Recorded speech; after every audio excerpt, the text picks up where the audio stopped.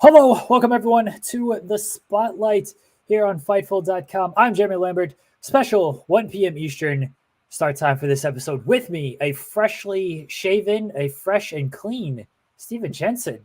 My God, you surprised me when you first popped up. I was like, who is this man? What has happened to your face? It feels so good, dude.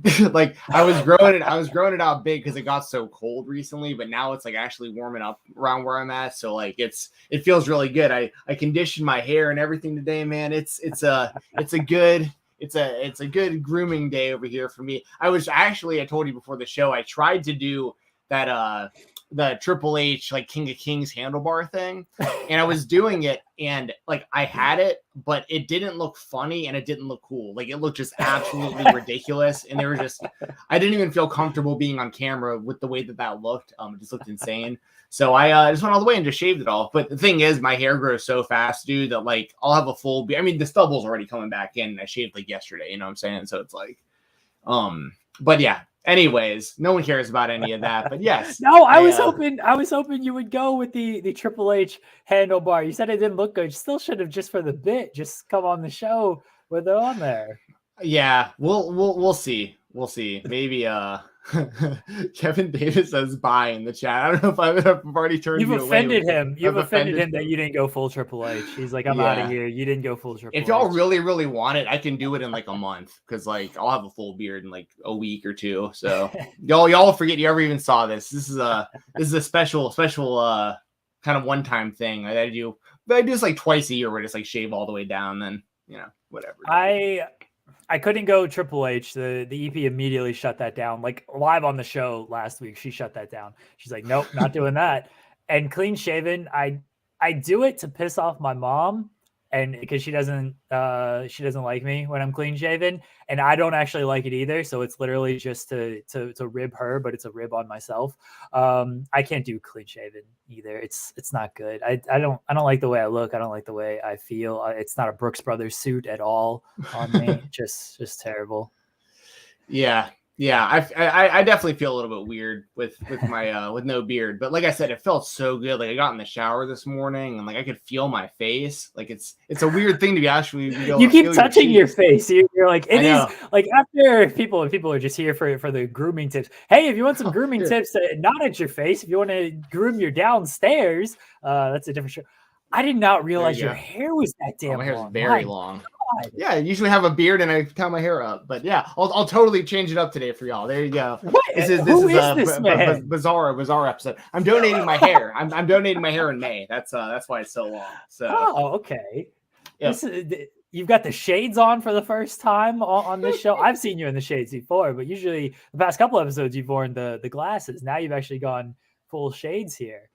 Yeah, I'm going purple shades. I'm going Vikings jersey. The Super Bowl's coming up. The Vikings aren't in it, but I can like pretend like I'm having a good time with NFL right now, and I won't really have any reason to wear this jersey again for like 7 more months. So you can wear it for the draft. Everybody wears their team's jersey for like draft day and stuff. That's true. That's a good call. For the draft, I'll don the jersey, and I'm hoping we keep this guy. This is an Adam Thielen jersey. This is New Jersey, and like. I don't know. We're going to be making some moves this offseason. I hope he stays on the team.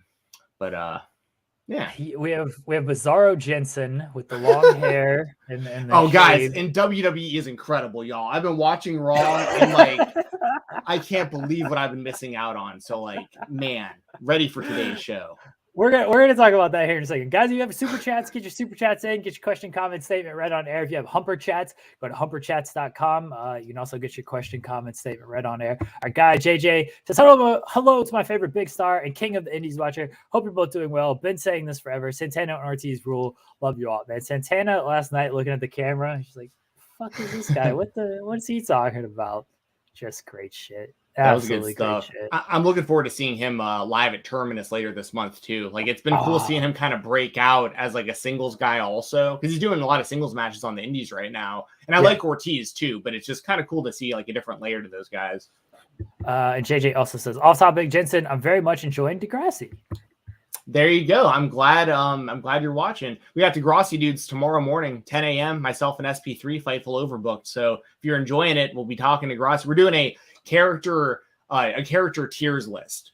So like we did last week with the couples, this week we're going to go through like all of our main characters from the show. And I still have to write that thing for you too. And that's actually reminding me that I need to do the what you messaged me about for the magazine. So yes, we're going to be featured in the Fightful magazine, putting a spotlight on Overbooked. And I just got news that all the Fightful Overbooked, the podcast feed, has now been approved by Apple. So if you can't watch the shows, if you want to listen to them, you can find them on Apple iTunes now. So you can go there, you can use an RSS feed. It's all linked on Fightful Overbooked. You can head over there, youtube.com/Fightful Overbooked. We got shows every single day, new content every single day. As Jensen just mentioned, we have Degrassi Dudes at 10 o'clock with Jensen and SP3 tomorrow. Usually SP3 and I do FMC, Friday Morning Coffee, every other Friday. We will be doing a special episode tomorrow because the NBA trade deadline is in like 2 hours. And so SP3 and I are going to get together tomorrow morning to talk about his terrible, god-awful Lakers and the trades that may or may not happen today. So head over there, youtube.com/Fightful Overbooked. Jensen, let's get into what we're here to talk about today as we spend 10 minutes talking about beards and, putting ourselves over. All this non-wrestling stuff no one cares about. Oh, that's fine. That's fine. Let's start with, I want to start with the WWE stuff because you mentioned it and I'm very excited to talk about this. I told you for this week, and for those that don't know, Stephen Jensen, he is the king of the Indies watcher and he loves AEW and all that, not a WWE guy. And so I need to preface this though. I was a very, very, very, very, very loyal WWE guy for like 30 years. So it isn't like I'm just like this lifelong hater. Like it's more the last few years that I just pieced out. So right. So you're not a WWE guy anymore. You watched the events. You went on a tremendous come to Jesus speech with all the WWE fans last week, where you watched just the events. You don't watch the weekly television. And I wanted to talk about. By the way, I'm listening. What are you doing? Keep going. I gotta get my swag, dude.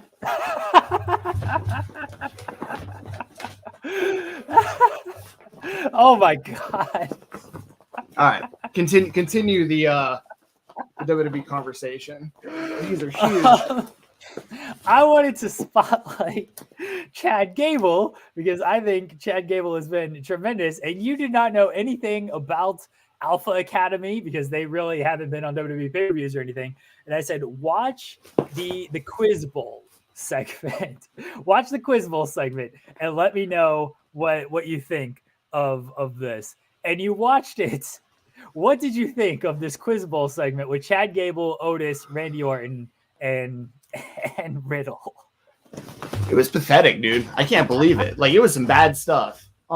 So they showed highlights of the first 2 weeks. I guess they did a spelling bee and a scooter race, right? Yeah. The spelling bee, Chad Gable got the word wrong. The race was basically Gable falling and then Otis knocking over Riddle. So then Gable won. And then I watched the quiz. I watched the whole thing. And it's funny because when I started watching, I thought it was like 10 minutes long, but it was really like 16, 17 minutes long. But dude, so is Gable's thing now that he's like, thank you? Yeah. Is that like his big like Shoosh. Yeah. Oh, that's his big thing now? Yeah. What happened to Otis? It feels like he just had that money in the bank, and now it's like looks totally different. Like this weird like follower of Chad. I don't know what is this? They're the tag champs. He's part of the Alpha Academy. Chad Gable has turned him into a champion. Before Chad Gable, he won the Money in the Bank, but then he lost it because he was a dork. He was a loser. Chad Gable has now made him one half of the Raw champions. Well, hey, good for him. Here's the thing. I like Chad Gable a lot, and I like Otis too. Like for what it's worth, I like both these guys. I really like Chad Gable in NXT. I thought that him and Jason Jordan, like that tag team, was great. And I think Gable has a ton of potential. I mean, the guy was a legitimate Olympian. I mean, like I think that's super underrated in just in general. But yeah, I don't know, man. Like I just don't know how to feel about it because like that was to get a tag team title match. So it was like that was how you're setting up who's worthy of title matches is who can win quiz bowls. Yeah. How else would you set it up? Through wrestling matches? Apparently not. I mean, and dude, they were piping in so much crowd noise during this. Awful. I mean, it's like, that was strange. actually like not the most egregious piping of crowd noise, because throughout the show, it's far like that stuff actually gets a reaction. So the fact that you hated it, I didn't know how you were going. I shouldn't say I hated it. It's just like I expected. It's what I expected when you told me, hey, we're going to be talking about a quiz bowl from Raw. Like, did that, and it seemed like that opened the show, didn't it? Like, yeah, like, that was the opener. Like, this is legitimately some of the best stuff on Raw, Jensen. Like, this is the best stuff on Raw. Yeah. Well, I mean, I just don't know what to say. I really don't. Like I said, I like and here's the thing: I like Riddle and Orton. Like, I like those dudes. I like Gable and Otis. Like, I like everyone involved in this. I just thought. But it's one of those things too. I say it all the time. If I was like 8 years old, I'd probably like this. It's just like, it just isn't for me. So, but here's the thing. Here's the sad thing is the match. I know they just wrestled for the titles, but like the match will be good because all these guys are good professional wrestlers. But like, I don't care about any of this buildup, and that's why I think so many people like myself are just watching the pay-per-views at this point, because like I can miss all this stuff. And then just next month, see Gable and Otis versus Orton and Riddle, not having known any of the buildup, and just, hope for a good match. You know what I mean? I enjoyed this, Steven. Am I 8? No, you're not. You're not. You're my age. So, hey, here's the other thing too. If you like it, you like it. It's fine. Totally fine. Dude, I like Mighty Ducks, Game Changers. I'm in my 30s. That's not an adult show. You know what I'm saying? Like, I think Gable has been tremendous during this, because here's the thing with WWE, right? Is like, if you're going there to be this excellent professional wrestler, you don't always get that opportunity. Like, how long did we see Daniel Bryan be Daniel Bryan and have like very good WWE matches, but he did a lot of character stuff, right? They asked him to do the stuff with Kane. He was involved in love triangles. He was obviously the yes person. He did that shit with Cass that was awful. The stuff with Shane McMahon. He had to play a character. If you're just going there to be like a good professional wrestler, it's tough to stand out because the way they structure their matches. And that's what Gable, that's been the knock on him. It's like, oh, he can't do a character. He can't do a character. He's always been such a tremendous character and has always been capable of this stuff. They just haven't let him do that for the most part on the main route. They tried to make him Shorty G, which was awful. But they have not let him do any of this stuff. And now he's finally proving that he can just be a character on their television show. And he is a very, very good WWE character. And it might not be for everybody. I completely get that. If you just want to see Chad Gable go out there and just have great masters and toss people around, I get it. He ain't going to be doing that in WWE. He's got to play this goofball, hey, here's a bunch of dialogue to read, go get it over, go connect with the crowd type of shit. He's doing that now, and I'm very happy for him because he's always been capable of this. I've said it many times. Xavier Woods and Tyler Breeze used to do Battle of the Brands, and they would have vignettes with wrestlers because they would make their friends in the game, and they would have vignettes with wrestlers cutting promos to like set up the simulated matches. Gable was so good during that stuff. You just never saw it on television for one reason or another, but he's always been able to be this WWE character. I'm glad for him that maybe it's not the best utilization of Chad Gable. I understand if you're mad about that. For him in this system, I'm glad he's finally getting a chance to show off this side of himself. Yeah, and to be honest, I'm with you because like, even though this isn't for me, I could say that about just like a lot of what they do on Raw just isn't for me. But if this is what's going to help elevate Chad Gable into a position where he can be like a valued member of the WWE roster, then I'm all for it, you know? Like, just because the overall product isn't really my cup of tea, it doesn't mean that I don't want these guys to be successful. And if Chad Gable needs to be this kind of character to be successful, and I'm not saying he's bad at it. Like, I mean, he came across as a very annoying heel, which is the point. So like, and then I was just kind of confused by the whole Otis thing, like with him just in general. But like, just like I said, it just is what it is. Like I'm not even really necessarily like trash talking it. It's just one of those things where it's like, I watched 15 minutes of these guys doing a quiz. You know what I mean? And it's just like, it just was what it was. Come on, the weed jokes. You didn't care for the weed jokes in Colorado? Yeah, I mean, I like that stuff, which is funny though, because like PG show, but like they're really leaning into the whole like Riddle smokes weed thing on TV, but not like directly saying it. I guess that's like kind of the loophole. Do they still do the thing where they test their wrestlers for weed and they have to pay a fine if they fail? Look, if they do, a lot of those guys are paying a bunch of fines. I'm pretty sure they just nix that. Sean's in the chat. He'll probably post right now that no, everybody's smoking weed backstage. Well, I assume that most of them were, and then they were just paying the fine. Like it was no big deal. But if they are still getting fined for it, then it is kind of strange that they would use it in storylines to like, you know, Randy's paying the fine for everybody. He just sets aside all the money. He's like, you know what? I got a $5 million deal. I could have made that 6. Just set aside $1 million. Let all these guys smoke as much as they want. Good guy, Randy Orton. The GOAT, Randy Orton, doing what needs to get done. Oh wow. See, okay. Sean says I'll post something on Fightful Select about it next week. I've been sitting on that story for a while. Sean with the weed scoops here. Perfect. But like I said, that said, I'm the silver lining in all of this for me is that it could potentially elevate Gable to a bigger spot in the company, which I think he deserves, and he's deserved for a long time. I think between his athleticism and how long he's been in the company and consistently having good matches, like when it matters. And Otis, I like, I think he's very athletic, especially for his size. The stuff that he can do is very impressive. And I liked him back in NXT too with Heavy Machinery and stuff. So like, it's just, I want to see Chad Gable utilized. And if this is the way he's got to do it, it's the way he's got to do it. But I can say the same thing just for what it's worth. I can say the same thing about Randy Orton and Riddle, like, cause they were also in this segment. I'm not like singling out. It's just the spotlight was Gable kind of in particular. So that's kind of why I've talked about him most, but,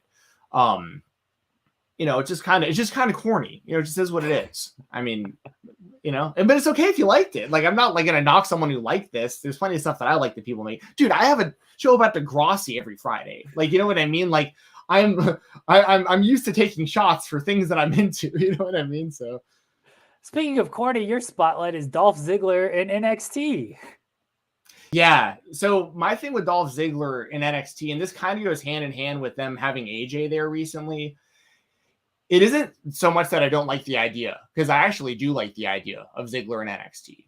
But my spotlight is kind of just this idea of just kind of how strange it is, in my opinion, that guys like AJ and Dolph, like they're just now letting them do this in NXT when for all these years, I mean, there was just dream matches upon dream matches that AJ could have had with people that never went from NXT to the main roster. Dolph Ziggler had all these years where it was like, he's not getting utilized to his full potential. He should be a main eventer. He's the next quote unquote Shawn Michaels, all this stuff.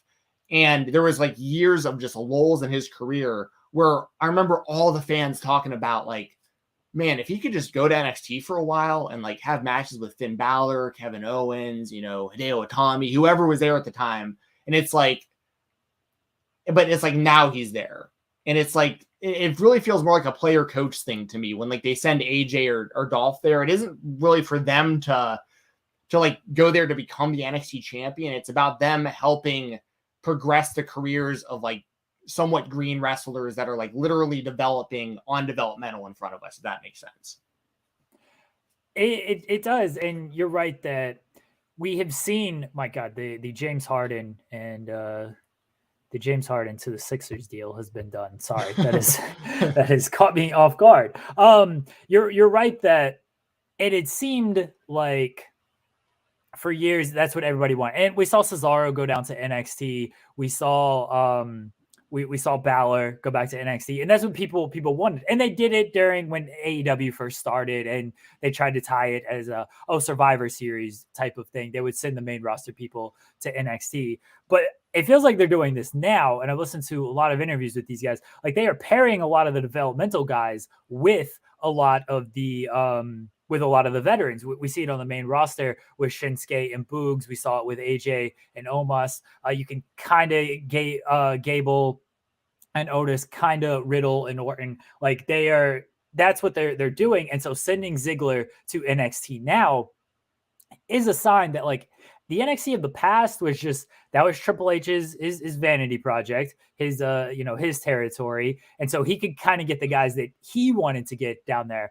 But Vince wasn't giving up anybody that he really wanted to keep and had plans for. And Ziggler didn't have many plans. But now it is a thing of like, hey, let's utilize some of these guys and send them down there to, like you said, kind of be like a player coach kind of deal. Yeah. So we're on the same page when it comes to this. It's just I just kind of wanted to bring it up. It's just one of those things where I hope Ziggler goes there and he can have some really just like kick-ass matches in NXT. Because as much as I'm kind of still on the fence about Grayson Waller, I thought his match with AJ was really good. And I think that Ziggler could do that for guys in NXT also. And I thought it was the right idea for, AJ to beat Grayson Waller because, I don't think Grayson Waller is quite on that kind of level where he should be beating a guy like AJ. But same kind of thing here. But I mean, here's the other thing. I could also see a scenario where Braun Breaker beats Ziggler in just like a really good match. Yeah. But Braun Breaker's kind of the exception because he's clearly the one that's being like chosen by the upper management or whatever, as like, this is our star we're trying to make here. So I mean, Braun Breaker's had like 20 matches in his entire career. So I got to give him credit where it's due. I still think he has a lot of work to do, but I think that for only having 20 matches or whatever, he's fantastic for only having that little of experience. So I can maybe see a guy like Ziggler going in there because they teased the two of them. Yes. Was it on Tuesday? So, yeah. I mean, all signs kind of lead to me believing that they will do Ziggler versus Breaker, and Breaker will win, but it'll be a really good match, and Ziggler will make Breaker look really, really good, I think. I think so too, and definitely Ziggler's a guy who could take that loss because, like you said, I mean, Breaker, he's their champion. Like you're not going to have Ziggler win the title or anything.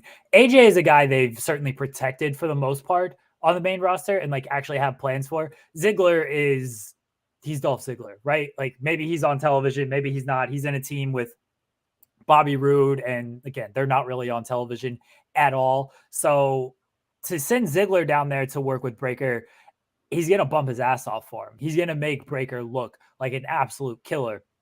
And it's going to hopefully do some wonders for Breaker. I'm sure they hope it pops the rating a little bit. It's been on Sci-Fi. Like you can't read too much into that stuff, but I'm sure that there is a hope for that and that's why they do utilize guys like Ziggler in this way.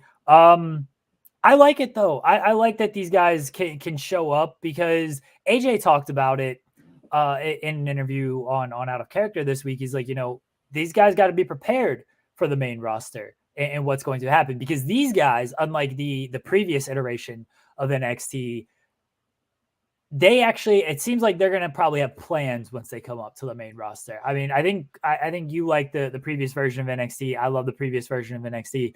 They would just call these guys up and it's like, oh, these indie darlings, these foreign stars. We ain't really got these big plans for them.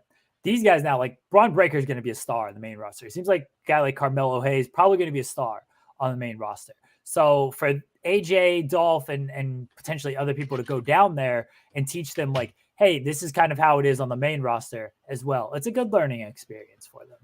Yeah. When I loved the original NXT. As a matter of fact, I was kind of clowning with the world titles earlier.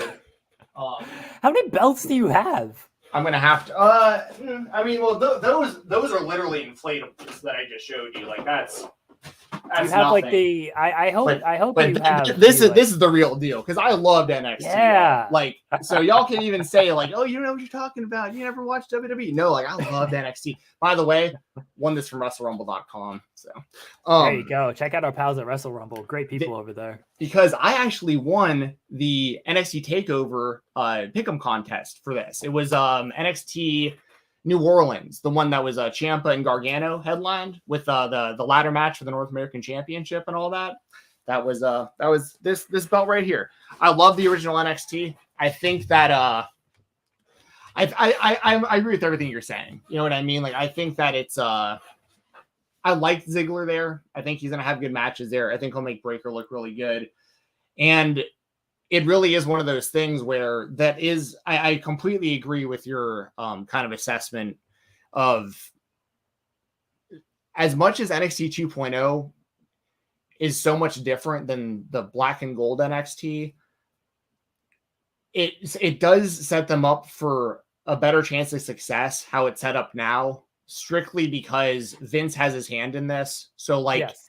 he's not going to take like a guy like Tony D'Angelo, for instance. Like, you know, Vince is like, he's seen that, he's put that together, he knows what that is. So he won't change that when he moves to Raw or SmackDown. Whereas all of Triple H's guys on the flip side were indie stars that were just themselves pretty much just on NXT. And then when Vince got a hold of them, it was just a complete coin toss of like, what's going to happen in these people's careers. And even though the NXT, the current 2.0 product isn't really for me, especially consider like in comparison to the OG NXT, I think it's the right thing that they're doing to at least give the current NXT guys and girls like a chance when they get to the main roster, and they won't get everything changed, you know, when they get there.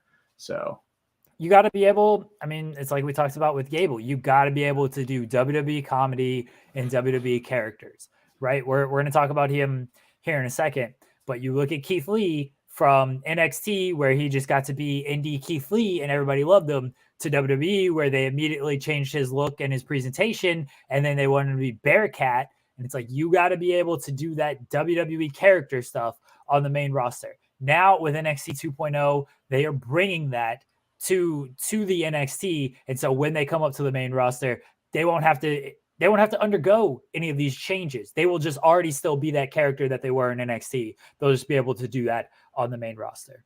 Yeah, well, and most of them are going to be actual PC products going forward too. That's a big part of this change. Is like, I mean, I could name probably 10 people off the top of my head that I know had offers from the WWE that were independent wrestlers that just said, "No, I'm good. Like, I'll take my chances on the Indies or in AEW." And we see it happen so often with people wanting to leave the WWE. You know, just like trying to get out of their deals and stuff.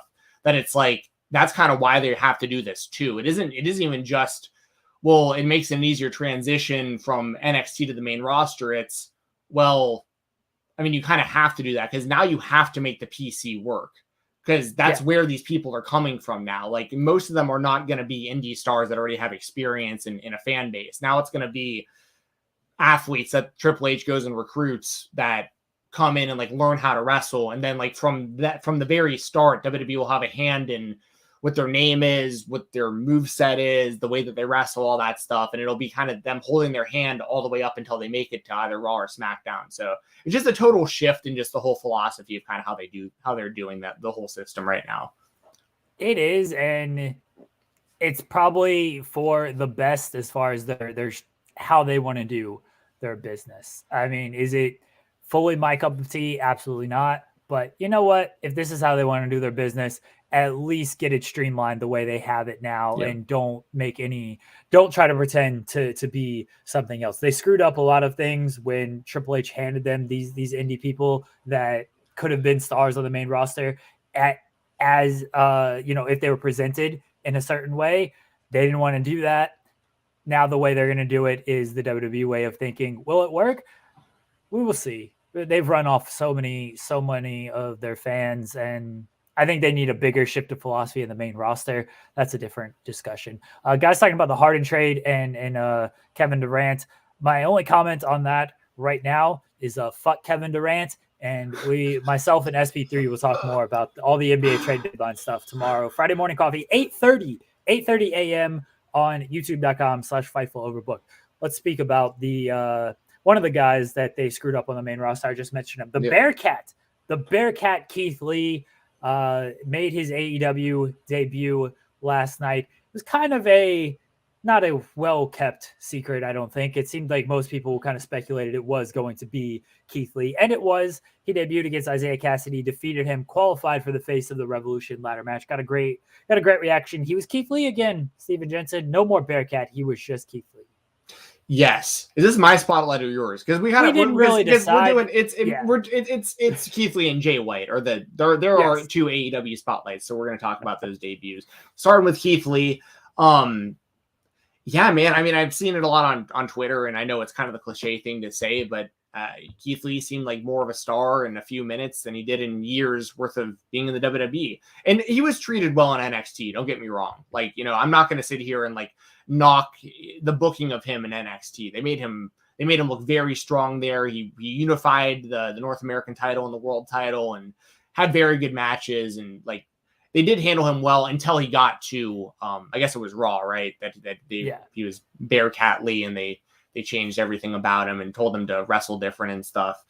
So when he got to AEW last night, man, he just got this look of like relief and confidence on his face of just like, now I can be myself. The fans popped big, even though a lot of people expected him. The fans were still really into it. And he immediately established himself as like, oh, nice. This is the real Keith Lee. He immediately grabbed Isaiah Cassidy and just threw him in the air across the ring. And dude, it was so good. And yeah, Cassidy got some offense in this. And that's the only knock I've seen at all a little bit is like, oh, but I mean, he knocked him over, and like, it wasn't like a complete squash match, I guess. But I thought it was even better this way because it really showcased kind of the range of, you got like the full range of what Keith Lee is in a matter of like 5 minutes. You saw that he's super agile. You saw he's super strong. You saw even after the match, the way that he caught Mark Quinn, like he did the front flip over the top rope, and he caught him in a power bomb, and then power bombed it on top of Cassidy, then power bombed it on top of the apron. Like, that's good stuff, man. Like, Keith Lee immediately in one match seems like he's a legitimate contender for a championship in AEW. So that's I thought it was a fantastic debut. I did as well. I don't have an issue with Cassidy getting some offense in. I don't think Keith Lee should have come in to just like fully squash the guy.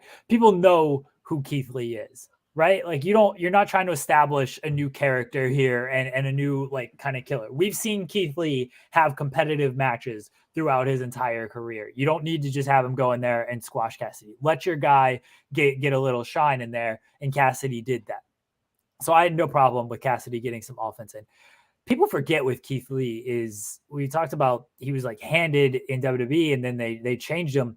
That moment he had with Roman, the moment in the Rumble, the way Brock reacted to him, he beat Randy Orton in like 13 minutes, maybe even less than that on pay-per-view. And that was when Orton was like the world champion or had just either won or lost the title, right? So it was like, like he was right there. And then fortunately he got through COVID. I know he had a big health scare literally this time. JJ says 7 minutes, so it was half the time that I thought it was. This time last year he was going through a major COVID battle, and thankfully he was able to get through that. But they had something in Keith Lee on the main roster, but he was not a WWE product. And so they changed him to Bearcat. And that is where, I think that's what kind of people almost wanted last night. And what I mean by that is like, they wanted him to just come in and squash people and not sell anything, which is what they were sort of doing with Bearcat. Keith Lee, Limitless Keith Lee, just didn't completely squash people like that on the indies. He had competitive matches. And so that's what this was. And I was completely fine with that. But he's a star, man. The people are going to definitely get behind him. They were already behind him. I think that whatever they want to do with him, he really is kind of limitless with stuff. People might knock the promos, but in that system, I think his promos will be good. They will certainly improve as well. And I don't know what the future holds for Keith Lee. I don't expect him, honestly, to win the Face of the Revolution ladder match. I don't think he's going to win that. I feel like that's kind of Darby's to win right now to set up the Darby-Sammy program, although they might just do that as a singles match at Revolution. But Darby's also in with Andrade. They got a lot of irons in the fire with a couple different people. I don't think Keith Lee's going to win that ladder match though. But I also don't think he's like going to be super far off from competing for that TNT title. Yeah. And part of it too, to be honest, with AEW is when they have these multi-person matches, like whether it be like the battle royals that they'll do or the ladder matches, a lot of the time the surprise entrant wins. Kind of like, you know what I mean? And that kind of feels the same kind of thing with Keith Lee almost. Like, even though we know he's going to be in the match, it's like he seems like the obvious favorite to win now. And maybe it's just not the smartest thing just to like have him win that right away. Because like he's not going to lose any credibility by losing a ladder match because like no one's going to pin or submit him. So he can still go in there and do incredible stuff. Like he'll be throwing people over the place and he'll probably jump off a ladder and like, you know, everyone's going to go crazy for it. I mean, like there's a lot of really cool stuff I think he'll do in the match, but he doesn't necessarily need to win. It does seem like Darby is the favorite as far as like where the storylines look like they're heading. Is there anyone else announced for that yet? Because that was the first qualifying match, right? Last night. So.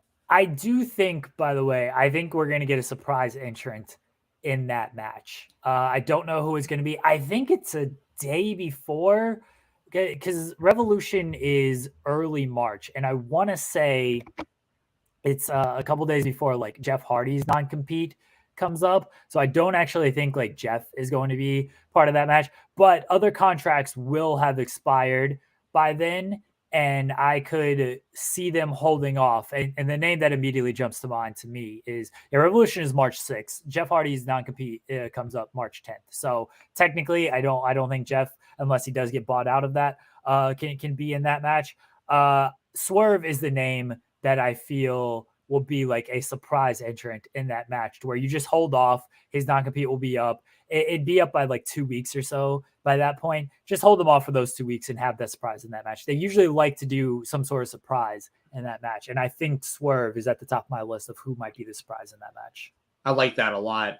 I think AEW is going to take Swerve and really make him like a legit star in wrestling. Like he's going to be, I think, one of the biggest names on that roster. It's going to take a second because like, you know, there's a lot of talent in AEW, but he's so good and he's so charismatic and he was so underutilized in the WWE and the fans all know this. So it's like, dude, I think he's going to be massive in AEW. Like I think he could immediately be in the TNT title picture, which this would put him in. And I think he's definitely got everything it takes to be their world champion one day.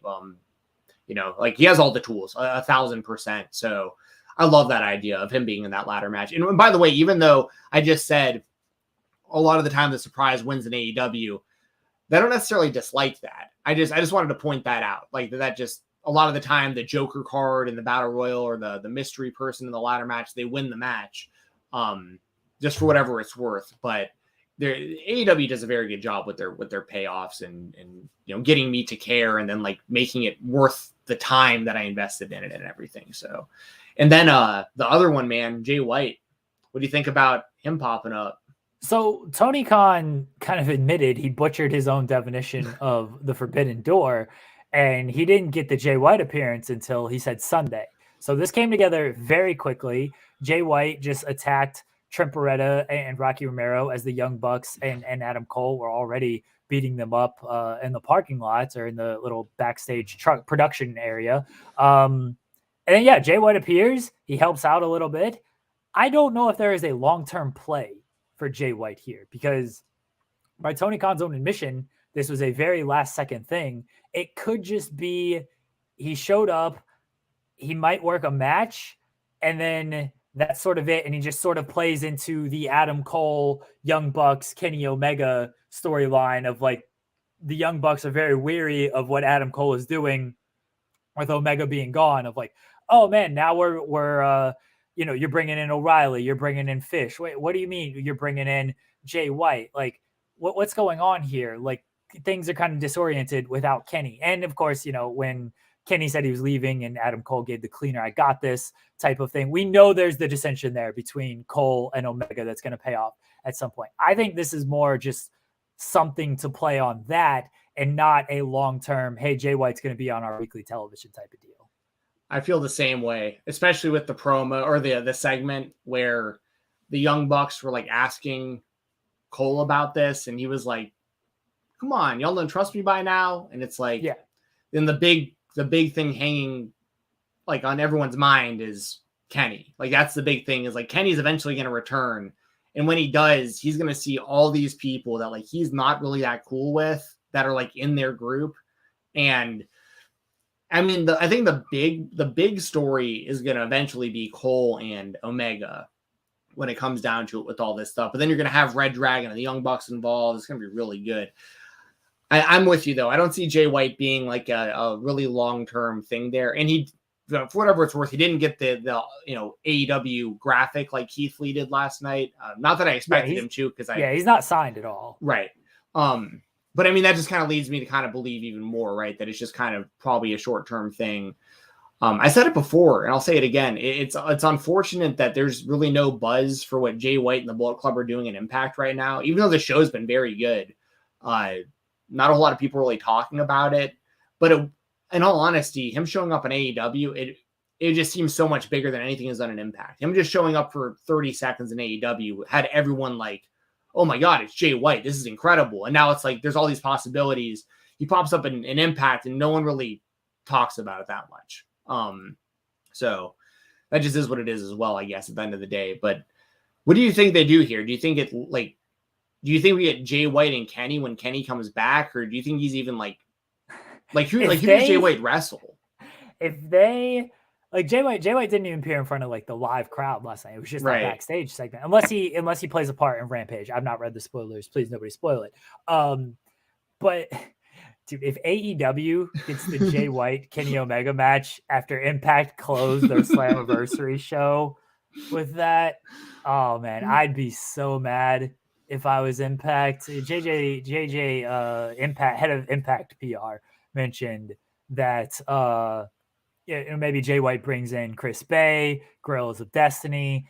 I really don't know if they're gonna go that far with that kind of stuff. This was so last minute that I don't know if there is like this big plan for it. Maybe Jay White does like one match in AEW just to do the match, like he teams with Adam Cole type of deal, and then that's like kind of it.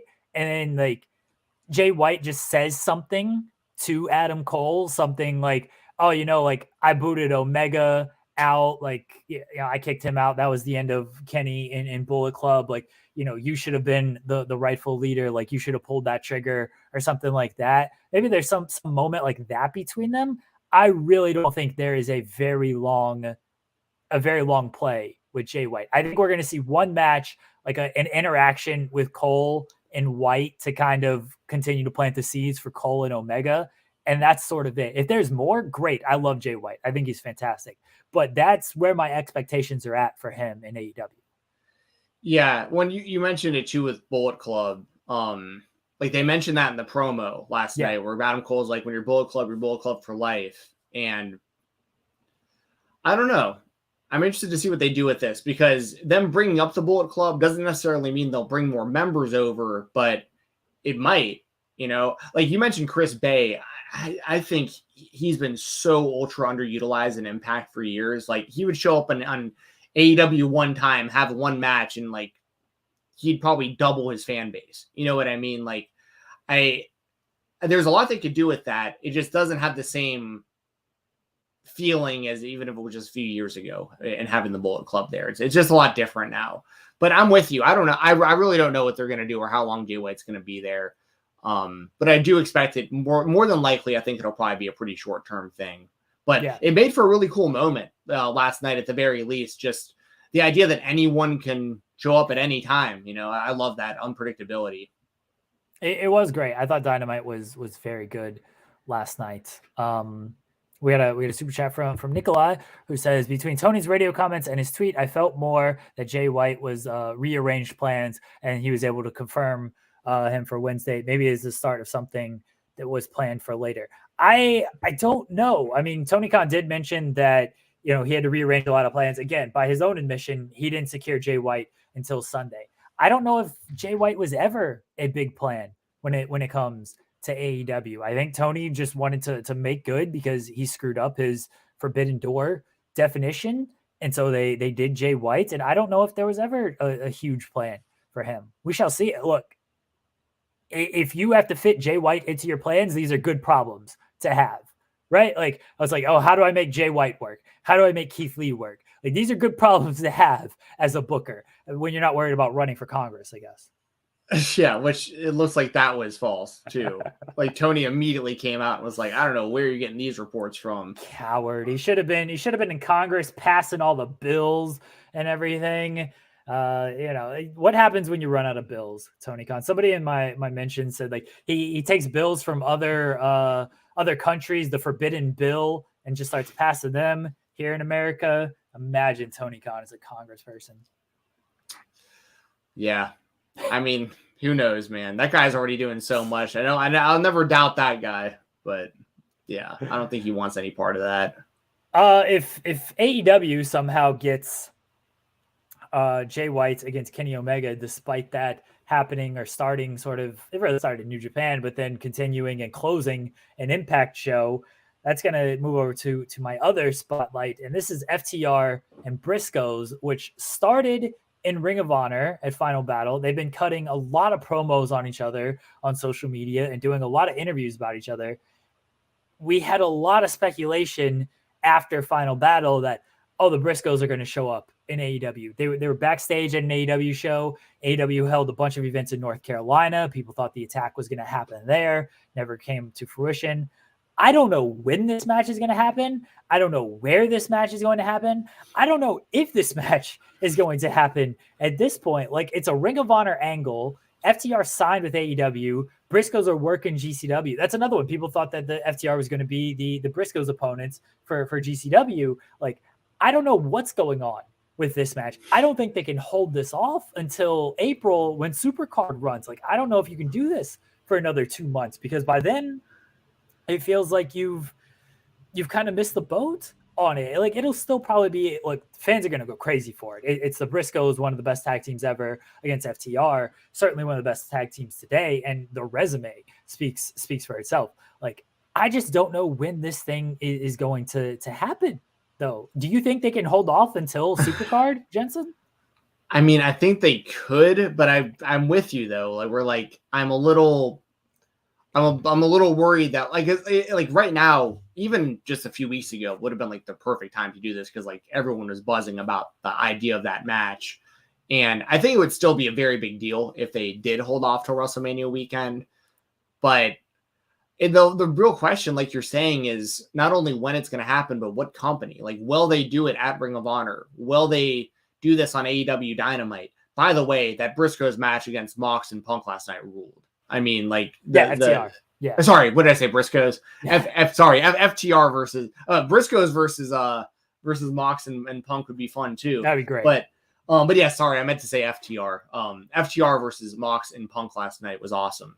FTR they do such little things so good. Like, just as small as when Moxley was out, he was like almost getting counted out. He got really beat up. He was on the floor. At 9, he rolls in the ring and Cash is immediately on him. Like, I mean, he doesn't give him any time to get anything in or move around the ring. He's immediately on him. Like, just little things like that. I feel like it would be the smartest thing for everyone involved if they did this on AEW, because the most people would see it. But I do personally hope it happens in Ring of Honor. Because like you said, the feud started there. Ring of Honor really needs something. Like, we're going to get Gresham and Bandito, but we really don't know what else we're going to get on that show. And that's going to be competing with like all these other WrestleMania weekend shows, and all these fans are going to have so many different options on what to choose to go to. And I feel like if you're marketing the Briscoes versus FTR, you have a way better chance of getting a lot of those fans to come to your show. So, so as far as like me being a fan of Ring of Honor and wanting them to succeed with whatever this new version of them is, I hope that Ring of Honor gets the match. But I just feel like it's most likely in AEW for whatever reason. That's just a gut feeling I have. And I think that for one has the most eyes, and two, like Tony Khan at the end of the day has to be the one to like put all this together. Like he has to okay this stuff happening with his wrestlers. And I feel like he'd probably want this on AEW. So, I mean, he's got to okay it. And then there's also the politics involved in it. Like it or not, one of these teams has to lose. Are you going to have an AEW team lose or beat the Briscoes on an ROH show? I don't know if I would be doing that, especially it's the Briscoes. And then like you would think, okay, well the Briscoes could easily beat FTR. Does Tony want to be like, yeah, the Briscoes beating FTR? I'm not a fan of that. You would think he wouldn't care because it's wrestling. It's going to be a great match. It shouldn't be a big deal. Honestly, it really shouldn't. Like if the Briscoes beat FTR, it should not be a big deal. But I don't know how these things are thought of. Like, I just don't know if Tony Khan wants his guys to go to these shows that is going to be seen by a lot of people and lose to an ROH team, even if it is the Briscoes. I just don't know how he feels about that stuff. So there's certainly politics involved when it comes to this kind of stuff. I think we will get it at Supercard. I don't know if it'll be as hot as it would have been unless something does happen on AEW television to promote it, but I don't think there will be. Like they weren't playing ball with Impact on when they had the deal where Impact guys were showing up and Kenny Omega was defending the title on their show and everything. Like I don't know if they're going to have the Briscoes show up to promote an ROH show, to promote a match on an ROH show. So I don't know if that's going to happen. So by then, really, all you're doing is you're looking at social media hype, which will be good, and radio hype, which won't be bad. But really, they're cutting the same promos. Like I love the Briscoes. It is a lot of the same promos that they are cutting. We get it. They're scared. Tony Khan won't gas up the jet. I get it. There's only so much you can say when you just can't do a whole lot. You just can't do a whole lot when you're not actually like back and forth on the mic and you're just kind of cutting your own promos on social media and interviews. I will say it always pops me when I see like some of these promos though, where like Jay Briscoe was just super serious, like yelling at the camera, and Mark's in the background drinking a Capri Sun or something. Yeah. You know what I mean? They're tremendous. Don't get me wrong. These are tremendous promos. The Briscoes are great when they're on like Busted Open and stuff. Like it's great stuff, but it gets a little tiring. And if you're going to try to do this for another 2 months, it's going to, I remember when the god awful Enzo and Cass angle in ROH, and Tama Tonga was part of that, God, and the Briscoes were part of that as well. Like they were trying to do these social media promos on each other, and it got old very fast. And I'm, God forbid I compare Enzo, his promo style to FTR or anything, but like it just got old very, very fast where they're trying to sell something that they didn't know when it was going to happen. And it lost steam quickly. Like they were trying, but after the first month, it's like, okay, you either need to do this or stop talking about this. And we're going on over a month now with these two. And if they're going to try to do this for another 2 months, it's like, you got to do this or you just got to knock it off. Yeah. Yeah, no, I totally agree. Really the only neutral ground they could do would be GCW, like we kind of mentioned before, that like you wouldn't really have like a strong bias on AEW or Ring of Honor, like depending on which show that happened on. But I feel like if it was going to happen in GCW, it would have been in Hammerstein. So I just don't see that happening there at this point. So yeah, I'm with you. Like I think they need to do the match sooner than later. I guess if you had to make a bet right now, like you had to choose one, like where do you think it happens? Is it Ring of Honor or AEW? I do think they keep this dragging until Supercard. That's my guess. That's my guess too. I think that's especially because the feud started there. You know, Ring of Honor has to have some sort of payoff for this. Now, granted, they still would get the exposure of being, you know, heavily featured on AEW for that match. Like I'm sure they'd have to shout out Ring of Honor a whole lot and address the championships and all that stuff. But yeah, I guess at the end of the day too, let's say it does happen in Ring of Honor. Do you put the Briscoes over FTR? Yeah. And thinking about it, like maybe they can do 2 matches. Maybe one match happens on AEW and then they do the rematch in Ring of Honor and then you can split them and then everyone might be happy with that agreement. And then you let that sit, that they split their matches and maybe they meet for a 3rd time down the line at some point. But at least that way everyone kind of walks away a little bit better. AEW kind of gives ROH some exposure by putting the Briscoes on television. FTR gets a good televised win over the Briscoes, and then ROH gets a big match for Supercard. Briscoes get their win back.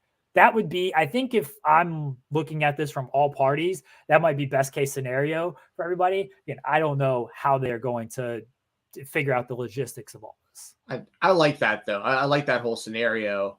I also, just for what it's worth, a little outside of the box, but I would like to see Jay Briscoe versus Dax Harwood also, like one-on-one. Oh, fuck.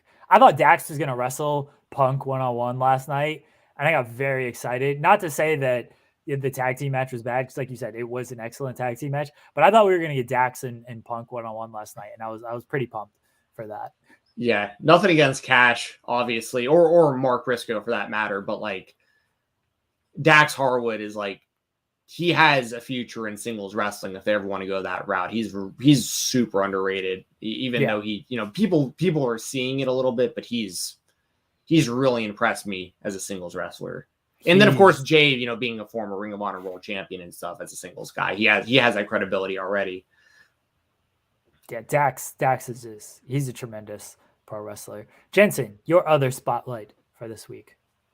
So this is for the other category once again, and I'm going with, so Matt Cardona is wrestling Trevor Murdoch this Saturday at NWA Power Trip for the National Wrestling Alliance World Heavyweight Championship. Now, we were talking before we went live about how, to our knowledge, this show isn't airing live. It's going to be pre-taped for future episodes of Power. So part of that leads me to believe that Cardona won't beat Murdoch, because I think they'd want to do that on a live show. But on the flip side, and this is kind of the spotlight in the question, do you still put Matt Cardona over, have him beat Trevor Murdoch, let the buzz of the internet take over for a couple weeks of people knowing Cardona's winning the title, so that maybe more people actually tune in to watch Power for free on YouTube? I'd hold off. I would do this they have Crockett Cup coming up, I think in April. I would probably do it at Crockett Cup. I don't know what kind of finish you do on this. Maybe you do some type of DQ finish to set up the rematch with like a stipulation type of deal. Or maybe Murdoch actually like gets this victory and Cardona claims he's a heel. You can claim anything you want to back into a rematch here. But I would not do this title change on like this taped show, because I don't think this thing's going to get, even if Cardona like wins it and everything, being a taped show, I just don't think it's going to get the buzz that it would get, obviously, if it was a live show. And then as far as, subscribing to NWA All Access or watching the show on delay on YouTube, because it airs on All Access on Tuesday and then it airs on YouTube on Friday. So there is going to be the delay when it comes to being aired on YouTube. Like by that point, people have heard about it. If they have All Access, they'll have watched it on Tuesday. Finally, it gets to YouTube on Friday. Maybe it increases All Access subscriptions to watch it first run. I don't think that is going to really be a thing either. I like doing my title changes and my moments live nowadays. I know arguably one of the biggest title changes in history happened on a taped show, and that swung the Monday Night Wars, or changed the course of the Monday Night Wars. It is certainly different times, and nowadays I would just prefer all my moments to happen live, so you have that unpredictability factor. So assuming the show does not air live, which to our knowledge we do not see it airing live, I would find a way to keep the title on Murdoch to set up the rematch. How about you? Yeah, I think that makes the most sense. Like, I'm with you as far as I think it makes the most sense for sure to have the title change on a live show versus a tape show. I definitely agree with that.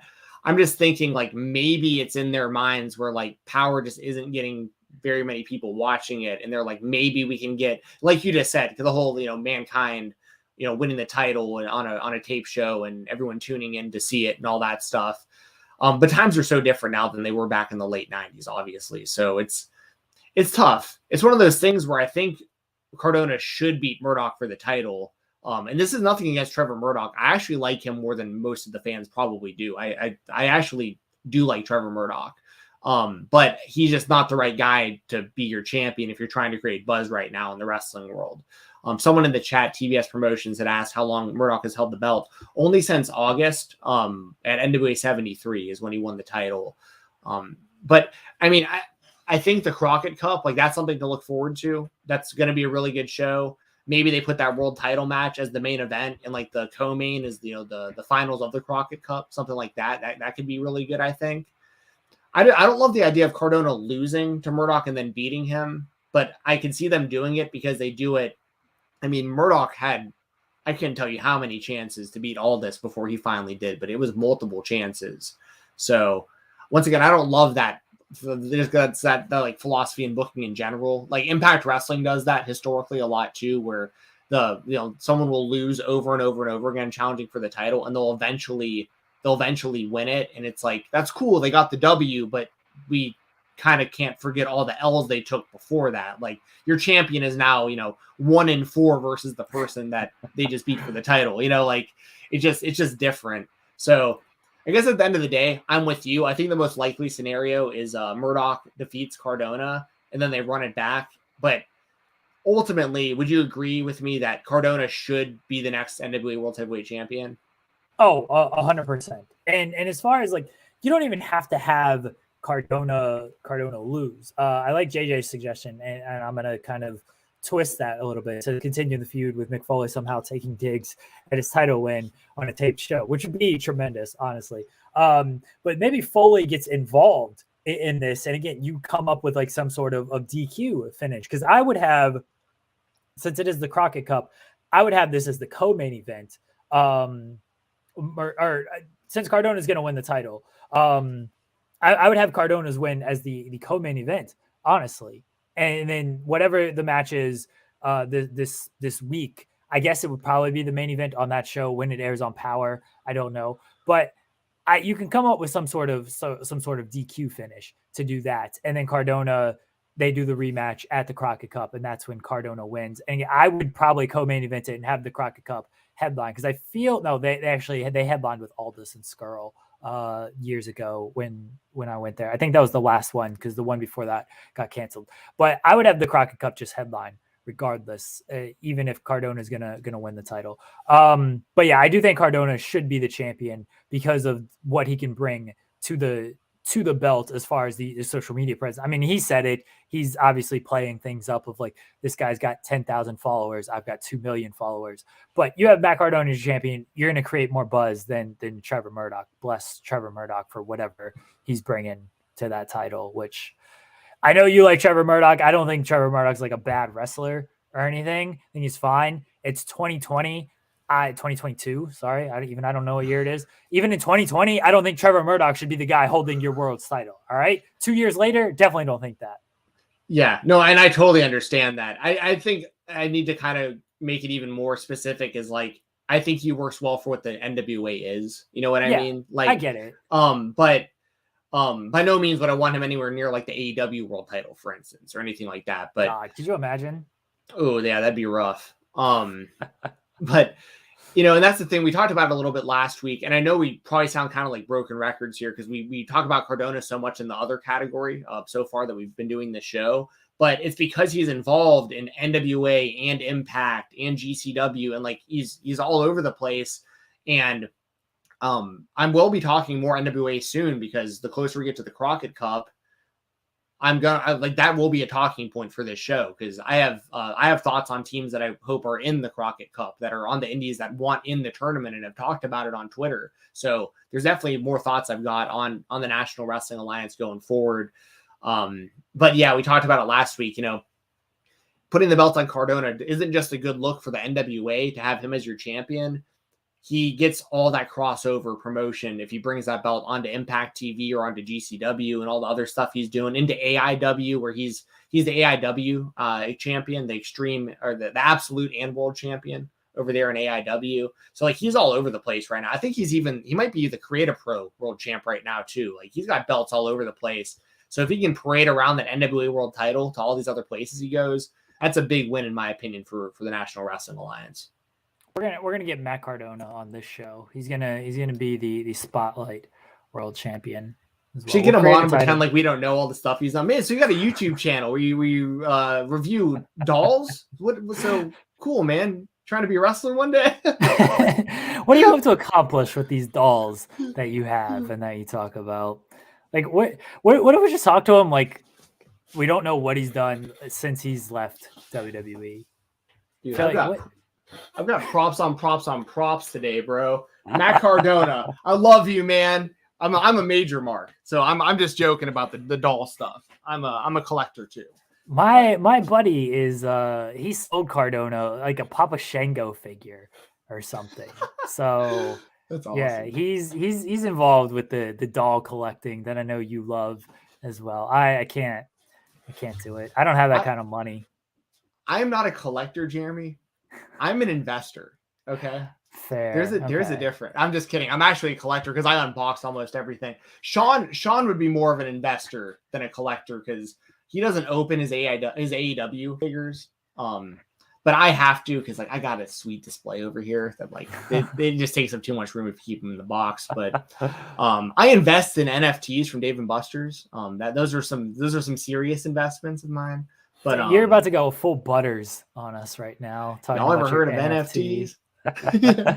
Talking about your damn NFTs. I don't understand them. I'll never understand them. Me either. You just gotta buy them and just hope that they become something. I love that you invest in these things and you're like, I don't understand them, but you know what? I go to Dave and Buster's every week and just drop a bunch of money on them. You don't even drop money, you like drop a bunch of tickets on them. I drop very little money, but get a whole lot of NFTs and stuff. So yeah. Got another signed football helmet yesterday. Anyways, So yeah, that all said, Cardona, he should be the next NWA World Heavyweight Champion. We all agree on that. Speaking of Cardona, both of our indie spotlight has to do sort of with Matt Cardona, and I'll start with yours. Beyond Wrestling, Day 91, Cardona was on this show, and it was headlined by the former Oni Lorcan, Biff Busick, taking on Slade in a no DQ match. I watched this, and like if you're not familiar with like Oni's work because you didn't see him a whole lot in WWE, he was always a very good worker as Biff Busick. In WWE, he was WWEized. This was a return to form for him on the indie scene. He was the Fight TV feed sucked and cut off, and so we missed part of the match. At least I did. Did you miss part of this? I don't. Oh wait, no, because it was on IWTV also. I think they dual streamed it. Okay, but I think it still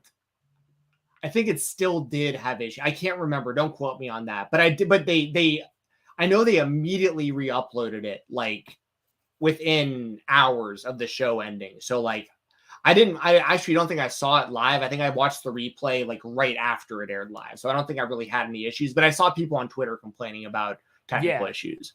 Yeah, it cut off the first portion of the match and then a little bit of a middle portion as well. But you got the gist of this match very quickly. It was an ODQ match. It lived up to that. Both men were bleeding all over the place. And Biff Busick looked like he just was ready to finally kick the shit out of somebody and get the shit kicked out of him. And he did exactly that with doors were involved, trash cans were involved. And in the end, Busick got the victory. But he is back on the independent scene, and I know you're fired up about that. Yeah, I love it. I love his entrance, Bro Him by Pennywise. That's like such a great entrance song, and people can sing along with it, and like everyone gets all hyped up. If I'm correct, I believe that Biff's final indie match was on Beyond Wrestling before he went to WWE, and then his first match back on the indies was Beyond Wrestling, which is kind of poetic how it all kind of worked out. And he was a big deal there, pre-WWE, and even his WWE run, like I feel like so many others, he was underutilized, but when given opportunities, he always knocked it out of the park. His tag team with Danny Burch, he's another guy. Like I actually saw Danny Burch live at Glory Pro Wrestling in between WWE runs, because I remember he had a run there and he got fired or let go or something, and he was on the indies for like a year or so, and I saw him live then. And then when he went back to WWE is when they started doing the tag team with him and Lorcan and stuff. And I remember thinking the same thing about Danny Burch that I did on Only Lorcan. I was like, both these guys are so good. Like, they're just so technically sound. They make everything look believable. They can sell their asses off. Like, these guys are so good. But Biff in particular, he's going to be a force on the indies. I think that he has all the tools that you would need to, be in any company. I think he'd be immediately like a main event level guy in Impact. I think he could be a really, really good utility guy right away for AEW. Or he can just do what he wants to do on the indies. I mean, he'll be a main event level guy in any promotion he goes to. And it was smart to have him wrestle Slade in that first match there, because Slade's over and he's the psycho who, he's hard to beat, and Oni looked awesome against him, and they both beat the hell out of each other. And it really established that Biff Busick is back. And he's even saying it on social media and stuff. It's like, Oni Lorcan's dead, Biff Busick is back, and now we're getting to see kind of the real him again. So I really like seeing that kind of stuff. And I think he's the kind of guy who's got a little bit of a chip on his shoulder too, probably. Like, he knows he was in the WWE for a long time, and he knows he was underutilized, and he knows there was a lot of, at one point, right, it was like him and Burch and McAfee and Dunn, and they were being pretty heavily featured. And McAfee's really underrated, by the way, when it comes to his work in NXT. As a wrestler and a manager, he did tremendous. But it looked like for a second that they were going to really put Lorcan in a big spot, and then they just kind of was gone again. And I think he's going to really try to make some noise on the independent scene now, and I'm very happy. I'm happy to see it. I know he's competing in 16 karat for WXW. I would be shocked if he wasn't on some PWG shows. I would be shocked if he wasn't on some GCW shows. I think WrestleMania weekend for him is going to be huge. I feel like he's going to be popping up a lot of different companies WrestleMania weekend. To me, and I could be completely wrong about this, but he seems like a guy that is just going to have a strong indie run. And maybe, at least to start, maybe down the line, he pops up in AEW, he pops up in Impact. The new ROH, whatever that might be, he probably fit in very well there. But I don't see him as an AEW guy, largely because they have a lot of guys like him. Like Tony Nese is there, and they're not really doing anything with Tony. Jay Lethal is there, and I know Lethal just wrestled on Rampage against Ricky Starks and everything, but like, these are guys that you're just like slotting in, who can have good matches, who you probably don't have any like major plans for. And Biff, that kind of fits that bill. Like, they have so many guys on that roster that you do have actual plans for, that I don't want to see him there just like wrestling dark matches and stuff. I want to see him go on an indie tear, and I think that's pretty much what he has in him right now. And I think that's what we're going to see in these coming months. And WrestleMania weekend for Biff Busick, that's going to be a name that you're going to see him a lot of places. You're going to see him at the top of a lot of, hey, check out this match from WrestleMania weekend, him involved. And I'm excited for it, because like you said, he has that chip on his shoulder leaving WWE. He asked for his release from WWE a few years ago, and he wasn't granted it. And this was before the McAfee stuff, from what I recall. And like, he had a good run, like kind of after that, and then he still got released. It's like, man, you gave him the run after he wanted to be released, then you still released him. He knows he should have done more in that company. He was never kind of designed for the main roster, but he's certainly designed to just go on a tear on the independent scene. Yeah. Another guy that's kind of was in his boat heading out to the indies that I think they should wrestle. They should do Biff versus Buddy Matthews. That would be a fire indie match. Like that. Yeah. Because those are two guys that have massive chips on their shoulders for like pretty much the same reasons. And yeah, that'd be fire. You might see Biff in Bloodsport, honestly. Yeah, he'd fit in really well. Yeah, he might show up in Bloodsport. I think indies, just get ready for a lot of like Biff Busick. WrestleMania weekend, I'd get ready for a lot of like Biff Busick is booked for this show, since there's about 5 million WrestleMania weekend shows. Biff against Buddy Matthews would be tremendous. MLW, we'll get on that at some point. My other is Nick Gage, or Indy Spotlight. Nick Gage getting that contract with GCW. Brett Lauderdale said that, this might be the first and last actual GCW contract. Obviously, no one deserves it more than Nick Gage. We were all kind of wondering what was up with him after He had the Suzuki match at the end of last year, disappeared from GCW, and then finally reemerged at the Hammerstein show. And, people were wondering, was he going to be there? He put out that video, that cameo, where he said, like, nope, not on this show. Asked the owners why I'm not on this show. From what I have been told, from what I know, there was an actual issue over his appearances and money. I'm glad it is solved now, and I'm glad whatever that contract is, it's probably not enough for him, for everything that he brings to that company, for everything that he does for that company, for everything that he does, for himself for that company. But I'm happy that Nick Gage is getting paid, hopefully getting paid a very good amount by Lauderdale and GCW. Yeah, I hope so. He's the face of that company for I was gonna say for better or worse. That isn't what I mean, because like he deserves to be the face of that company, and like, but it's I guess for better or worse, meaning like if something did happen between him and GCW, it'd be really, really sad for him not to be there now that GCW is like the number 3 promotion in the US. You know what I mean? Like, I love the idea of him getting this contract for a lot of reasons. And the main one is I've seen Nick Gage live in person. I have friends that go to a lot of shows that he appeared on, whether it be GCW or on the independent scene. And what y'all don't see when this man goes and performs, like once the cameras are off and the fans have left the building, it takes him like sometimes literally hours. Like I know I had a friend go to a Loco wrestling show in Texas, and Nick Gage wrestled Sadiqa in the main event in a death match. And it took him 2 hours to get from the locker room, like back out to like meet the fans and stuff, because like he was so beat up. Like, between all the weapons that they use on each other and all the bumps he's taking, and he looks like he's a little hard to just get around in general. Like you can just tell the way that certain people walk, like that they're dealing with like lingering injuries and stuff. And, and to know that he doesn't have to do that really anymore is huge. Like now, but what I mean by that is like have to work all these indie shows in between GCW shows. So like with this contract, it really seems set up in a way. And I read Sean's report on it and everything. Like I think that that's kind of the whole goal, right? Is like we get access to Nick Gage when we need Nick Gage, and we're giving him enough money so that he doesn't have to go out there and kill himself every weekend in between our GCW shows. And he can still make money, and still, this is basically like, I think it's a really, really, really smart move for everybody involved. Now, I still think that Nick will probably wrestle the occasional indie outside of GCW, I'm sure. But like the fact that he doesn't really need to now is massive. It's going to keep him healthier mentally and physically.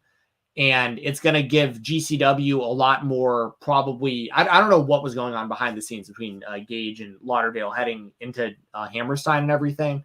But if there was any kind of static or anything backstage with any of this, hopefully this resolves all of that, where it's like, if you had any concern about me showing up, like I'm going to show up because I know I'm guaranteed a certain amount of money when I'm showing up from now on. Like if you don't want me going out there and killing myself on a Thursday and then expecting me to show up and do another death match for you on a Saturday, like I can't keep juggling this and be able to make both of these shows. So yeah, I love it. I'm very happy for Nick Gage. What a turnaround that guy's just made in his life in general. His story is well documented, you can look into it. But yeah, good for them. And I like the idea of GCW giving contracts out for the sake of like wrestlers making guaranteed money. But I also like how GCW runs as just like a super indie. And I know that Brett said that this will be the first and last GCW contract, but it just makes total sense for kind of where Nick Gage is in his career and everything, that like he's the right guy to make this kind of deal with. I wouldn't, if I was GCW, for instance, like I'm not saying I wouldn't sign someone like AJ Gray or Effie to a contract. Like I'm not saying that at all. But what I am saying is like they have so many options to like be out there and be wrestling and be active and do all this other stuff and also do GCW. Whereas Nick Gage, like he's going out there and he's doing a death match, and then the next week he's doing a death match, and the next week he's doing a death match. By the time GCW rolls around, they're probably thinking like, can he even make? Because there have been times in the past year where he's had to miss shows like he was advertised for, and he just physically could not wrestle because he was so beat up. So that's just kind of where I'm at with it. Like, I'm very happy for Nick Gage. It totally makes sense that GCW would want to make this kind of deal with him. Gage, like you said, he's a guy, he's going to do a Nick Gage match, right? Like, he's not going to go out there. Effie and AJ Gray are great, but they wrestle a safer style than Nick Gage. I think literally almost everybody on the planet wrestles a safer style right, exactly. than Nick Gage, considering even if they wrestle a high impact style, they ain't using pizza cutters and light tubes and things like that in their matches. So if it helps Nick Gage, obviously financially, and it does help him to where he doesn't have to make all these indie dates every single week and then, continue to put his body on the line the way he does, that is great. Because you said it, like, what people don't see with Gage is, but they might hear, is he's very personable with all this stuff. He stays late. He talks to all the fans. He greets all the fans. He's very nice. He's very giving to all this stuff. That stuff also takes a toll after you've wrestled these matches and stuff. When you got these meet and greet lines that you want to do, like you're trying to leave the building and everybody's still mobbing you and you want to say hi to everybody. And you want to sign an autograph to everybody. Like, that takes a toll on your body as well, because that is time that you're not just going back to your hotel and resting and things like that. Like, that is just your personal time that you have to give up after doing these matches, that, again, you're not giving your body a break during that kind of stuff. So that doesn't help when you're Nick Gage and you just go through all of these matches. If they can limit that on top of limiting, the dates he has to make, because you make these dates, he goes to all these different independent shows. He's doing that stuff at those independent shows too, because he's one of the biggest draws on some of these independent shows. So he's, again, putting his personal time aside to continue to just meet fans and everything. And this is what people love about Nick Gage, is he is so giving in that area. And I'm sure he will continue to be like that at the GCW shows. But if he can get more financial security with everything, so he can just get more personal time to just be like, hey, let me go take a nap. Let me go to the spa or something. To imagine him at like a spa. Like, imagine him getting like his like nails done and stuff. That'd be tremendous. Yeah. I do Nick Gage's like spa day. What do you think Nick Gage thinks of like vlogs and stuff? He probably has no idea what you're talking about.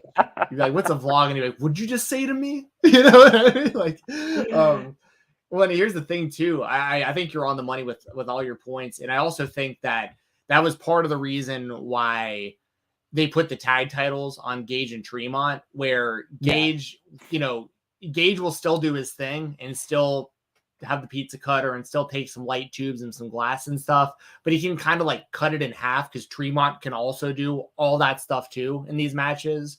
And also, just for what it's worth, and this is something I think people would be interested in hearing about Nick Gage.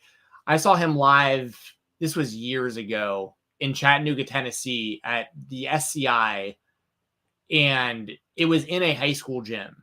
So they couldn't do, it was actually believe it or not, it was a high school fundraiser for like the school. So it's like all kids are at this thing. And I'm there. Nick Gage has his matches, and he doesn't do any deathmatch stuff. He's not allowed to, because it's a high school and a charity show and all this stuff. So, but he just has like a couple, I'd say regular matches, but like he did a little bit of brawling like through the crowd and stuff, but like some chairs here and there, but like nothing like what he's known for in like the deathmatch scene. And when that show ended, there was like lines to meet wrestlers, and all of the kids were lined up to meet Nick Gage. Like, he didn't even have a death match or anything. It was just like the guy's charisma and the way that he like connected to these kids, and like he came out and he dab them all up and hugged these kids and be like, yeah, but thanks for believing in me. You know what I mean? Like, and that's like what kept him going. He didn't even do a death match, and he had the longest line by far of kids that wanted to meet him after the show. So just for whatever that's worth, I'm not telling him not to do death matches and stuff. I think he absolutely loves doing that kind of stuff, but he doesn't even really need to. Yeah, he said it a million times. Like, he does it because he fucking loves this shit. Like, if you listen to a Nick Gage interview, like, he talks about like how he admires like Bret Hart and all of these guys, and like he's a very smart person especially when it comes to wrestling. Like I don't know if he'd be the greatest technical wrestler in the world, but he certainly doesn't need to just do these death matches, because it sounds like the guys that he grew up watching didn't do any of this kind of stuff. Like he grew up watching and admiring like Bret Hart and everything.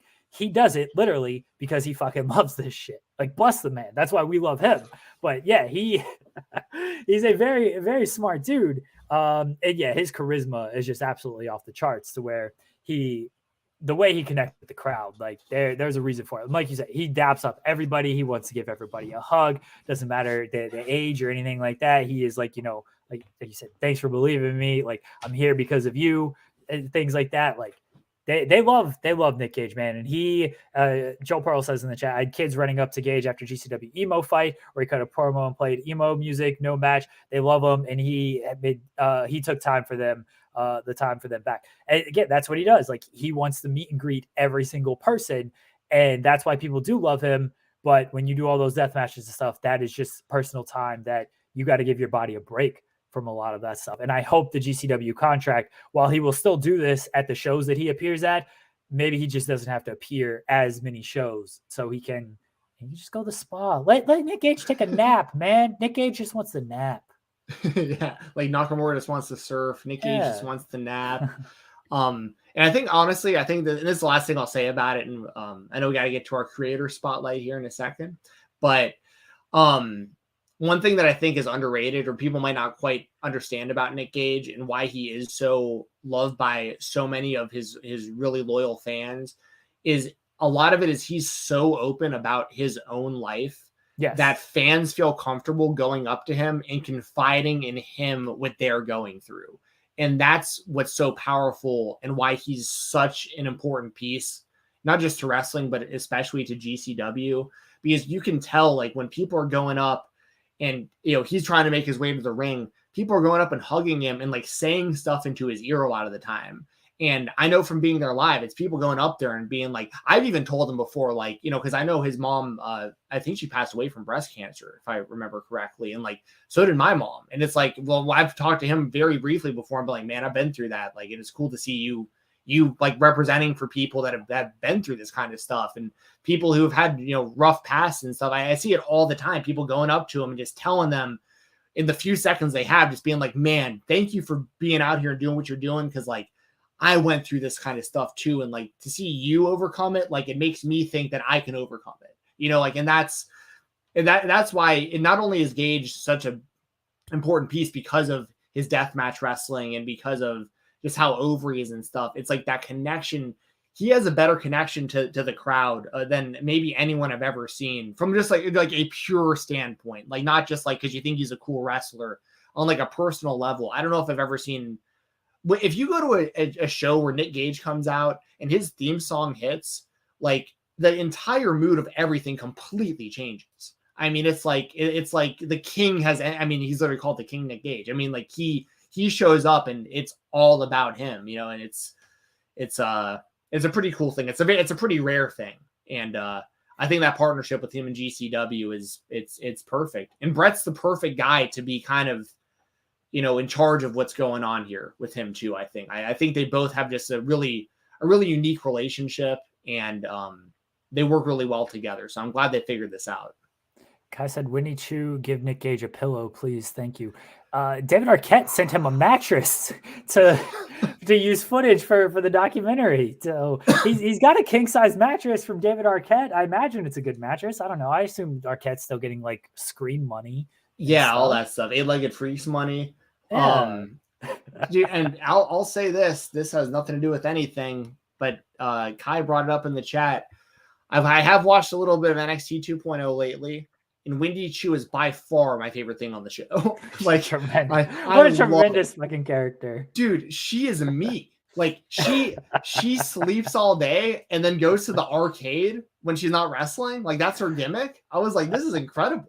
Like, so yeah, Wendy Chu. Like, I'm all about Wendy Chu. I don't know if she can wrestle to save her life. I have no idea. I saw her move where she does like the little, like, I was like, all right, I'm here for it. So shout out to Wendy Chu. Just like there's people out there confining in Nick Gage because they see this the someone they can believe in. I believe in Wendy Chu, and I believe in the idea of being lazy and sleeping in and only waking up and doing work when you absolutely have to, and then spending all the rest of your time at arcades. I love it. I wish I could believe in that idea. I'd love to. I'd like to believe in that. Unfortunately, I got too much other stuff to do. Joel, I know she could wrestle, by the way. I'm just Come on, Joel. It's Joel breaking kayfabe here.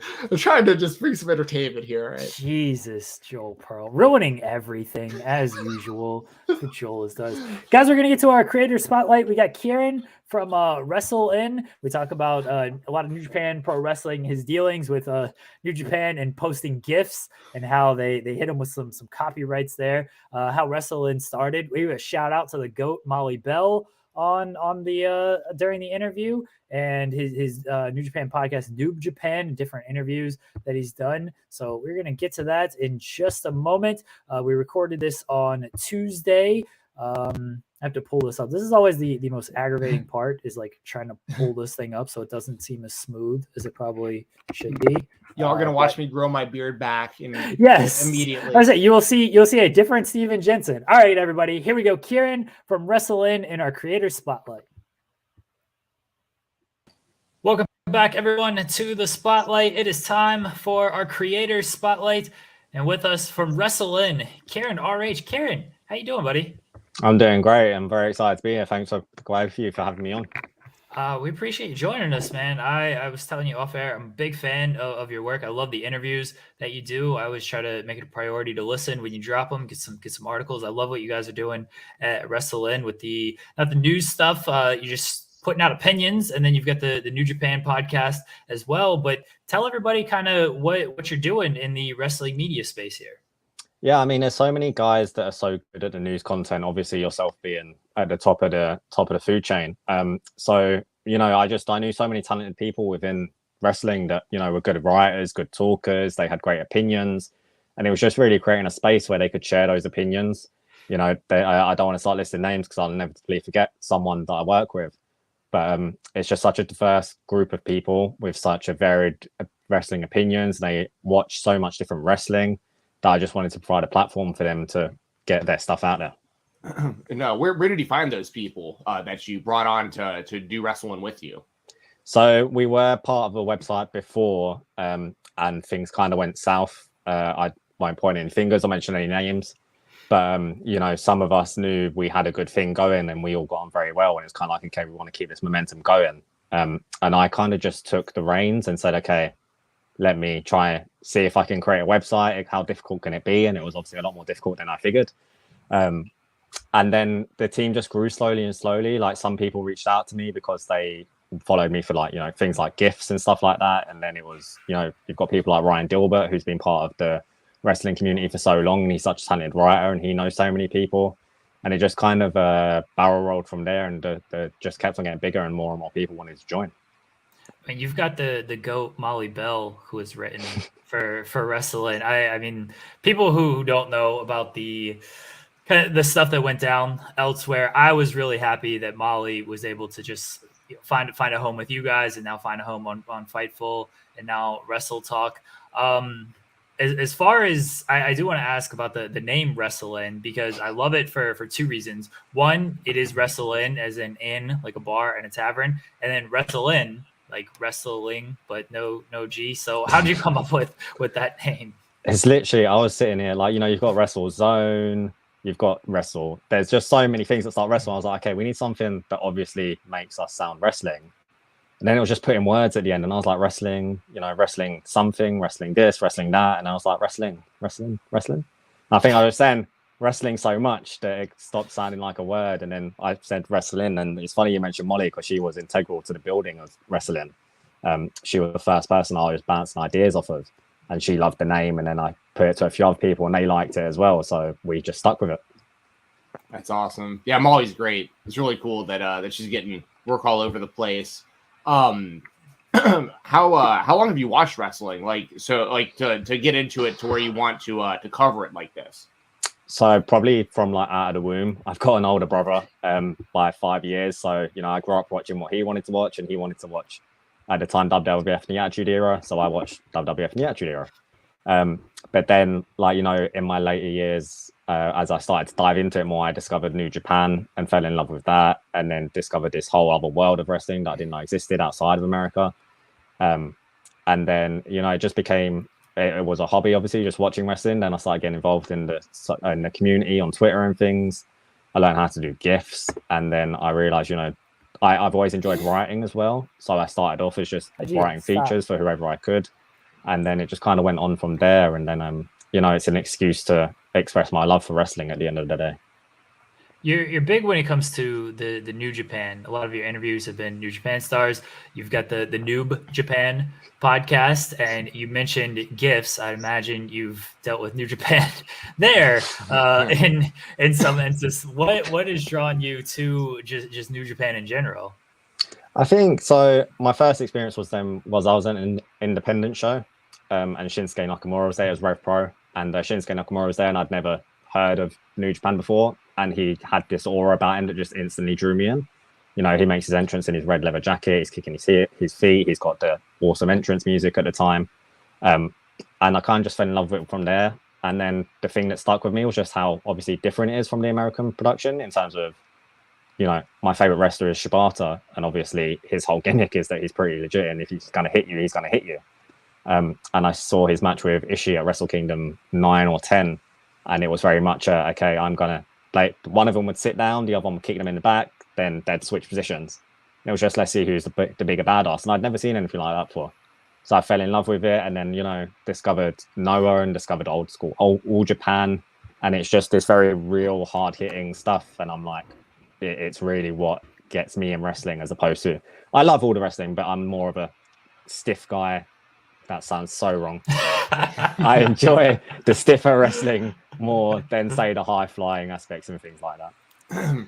You mentioned two of my favorite New Japan wrestlers of all time, Nakamura and Shibata.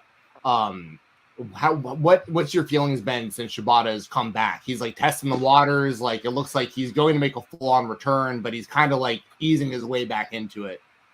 Yeah, I mean, when he showed up unannounced at the G1 and had the little 5-minute thing with Zack Sabre Jr., I was literally on my sofa watching it by myself. No one else was home, and I was crying my eyes out. And I've never reacted like that to anything in my life before.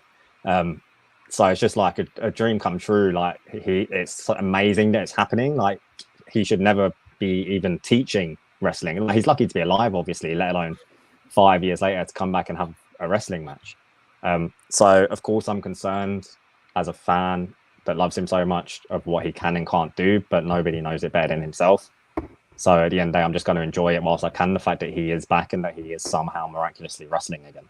Yeah, I'm with you. Like, it's been so cool seeing him back. He was one of my favorites before he left, and he's one of those guys who had like this long career beforehand, and then like really started blowing up around the time that you're talking about. Like, he was like young boy all the way through. I mean, he had an MMA career too, a short MMA career at the beginning as well. So it's like, it's been really cool to see that as a fan for me too. And with Nakamura, any thoughts on like kind of what he's been doing the last few years since, you know, he's been with WWE, but obviously a different style, but like, you know, like a lot of people say, he had a really long career, also did some MMA and all that kind of stuff. And now it's like, to me, I just feel like, okay, it's cool. Like, he's getting paid a lot of money. He gets to wrestle in front of, you know, a worldwide audience with the WWE. So I really don't have a problem with it, but I know a lot of like hardcore Nakamura fans are like, this isn't the real Nakamura.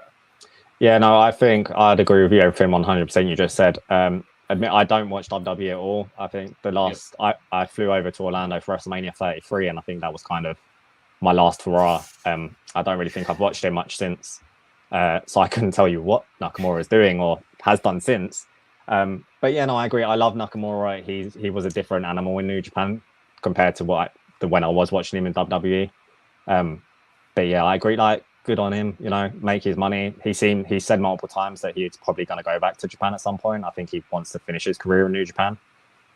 So, you know, there's nothing wrong for wanting to test himself on the biggest stage and to test himself in front of a worldwide audience. Nakamura gets to surf. That's the thing, that's right? The whole meme, right? Yeah, that's the meme. That's what he wants to do. WrestleMania 33. Jesus, that was Roman and Undertaker. Yeah. I was at that also. So. Yeah, so I made the Hardys came back. Yeah, that was awesome. That place went. That was one of the biggest pops I've ever experienced live. Like I was at WrestleMania 30 also, like when Danielson won the title and everything, and like that Hardy pop was like comparable to like the WrestleMania 30 Danielson thing. That was awesome. But then at the end of WrestleMania 33, you know, we're all led to believe the Undertaker is retiring, and that was what like the whole thing was based around. And then when he came back, I just felt like I was just kind of like we were all just kind of cheated that night, you know. And the match wasn't even good between Roman and Undertaker. No, it really wasn't. I mean, that's one of the detriments why I kind of moved away from WWE. Is just, you know, with something like the Undertaker, they don't seem to just respect the history in a way. I suppose, like you got a guy like Shawn Michaels had a perfect retirement, and then he came back and tarnished it with that Saudi Arabia match, which, you know, even I saw, and I don't watch WWE just because of how much controversy there was surrounding it. Whereas you get like not just New Japan, but the Japanese promotions in general, they use their history to progress their future and their current, and they'll, you know, harken back to it and everything. Kieran, tell us about the New Japan podcast and what you're doing with that. Yeah, so the idea is I wanted to get some content out there where I could speak rather than type, and obviously podcast is the easiest outlet, and I didn't want to just have another podcast where I just talk about what's going on in wrestling. There's so many people doing that, and some of them are really great, some of them not so much, of course, but there's a lot of choice out there if from what you want to listen to when it comes to something like that. So I wanted to offer something a bit different, and I know, you know, Japanese pro wrestling has never been more accessible and more enjoyed by Western fans than it is now, but it can be difficult to get into still. Like a whole new roster of people that you don't know their names, their moves, who they are. The factions are a big thing in Japan. So I wanted to kind of offer an introduction to that. So each episode just focuses on a wrestler. There'll be someone on that knows a lot about a wrestler and someone on that tends to know not so much about a wrestler. And the two just have a discussion. Someone, you know, like try and teach each other like a teacher and student and explain, you know, who this person is and why they're great and why they should check them out. I had Chris Dickinson on a podcast and he spoke about Shinya Hashimoto. And he spoke for an hour and he could have spoken for 10 hours. His love of professional wrestling, especially in Japan, is, I think it's unmatched. But yeah, no, it's really just an outlet and an introduction for fans to discover some new wrestlers. Yeah, I think you do a good job of that, mentioning Chris Dickinson. I saw on your page you also got Carl Fredericks, Alex Coughlin, those kind of guys who I know, excuse me, mainly from years of watching them on the independent scene. But of course, they do stuff with New Japan as well. And some of these guys like Dickinson, it's been well documented that COVID, like he had a lot of eyes on him going into WrestleMania weekend 2020. And that was going to be a big breakout year. Since then, he went to Ring of Honor, New Japan Strong, all that kind of stuff. I guess what are you looking for when you're looking for like interviews with these guys? Are you just trying to find like anyone with any link to New Japan that can just give you any kind of perspective on it, or kind of how do you choose who you're going to interview? Yeah, I mean, I obviously want to speak to people that I can comfortably speak to. You know, I'm sure there's people that would be more than willing to do an interview, but I don't want to phone it in and be doing, you know, watching matches for the first time of someone I haven't known. I want to have a genuine interest and for that to come across in my interviews. And New Japan is my bread and butter. It's what I know. It's what I love. It's what I have an interest in. So I can have a genuine conversation and be excited about speaking to these people. Whereas as much as I would love to speak to someone from the independent scene, I might not know them and I don't want to, you know, them to mention something and I'm stuck in the mud because I have no idea what they're talking about. So it's really just speaking to people that I can comfortably speak to and obviously I want to speak to, and that just happens to be New Japan. Is there a dream interview for you? And let's say we can use a translator here for some of these. I mean, I would joke that I wanted to interview Juice Robinson just so that I could ask what his entrance music says at the beginning. If you know his entrance music, like no one knows. But a more serious answer would probably be Shibata, of course, just because, as I said, he is my favorite. When he does the interviews that are translated into English on New Japan's website, he just has a mind for wrestling, like seemingly few others do. I'd say the same about Minoru Suzuki as well. He always has this great insight. But yeah, no, I'd definitely put Shibata at the top because, you know, he's had his career. He left New Japan. He's done MMA. He's had these ridiculous matches like against Akiyama where they just batter each other. And then he becomes a teacher, and you've got these great wrestlers that he's training up in the LA dojo to now coming back. I think it's a story you can't really make up, which is often the case in pro wrestling when fiction blurs into reality. But for him more than anyone, yeah, I'd love to speak to him. Yeah, I remember like years ago. I can't remember exactly who all was living together, but I think at one time years ago it was like Shibata, Danielson, I think like Lyoto Machida from the UFC. They were all like living together and training together like, 15, 20 years ago and stuff, which is just so wild to think about. It's just cool to be able to bring that kind of stuff up with, because a lot of the newer fans probably just don't even know a lot of this history. I got a question for you, Kieran. So we got Wrestle Kingdom, and all that stuff. Like, who do you think? I guess at the end of the day, if it was up to you, who would be the New Japan, the IWGP World Heavyweight Champion? Like, who do you think is the best person right now to like fully represent that company? Okada. I think it had such a messed up start. Of course, Ibushi. No one wanted it for a start, and then the burden is put on Ibushi, and then Ibushi loses it straight away to Ospreay, which I never saw coming. And Ospreay gets injured, and then Shingo takes the title. And Shingo done exactly what was needed. He had a steady reign. He was putting on great matches, but it was overshadowed by Okada bringing back the old title. And Ospreay had the title as well, but it wasn't a real title. Right, but he never lost it. But it was all confusing. Yeah, exactly. All that rubbish. And you just needed someone to cut out all the crap and say, okay, this is your champion.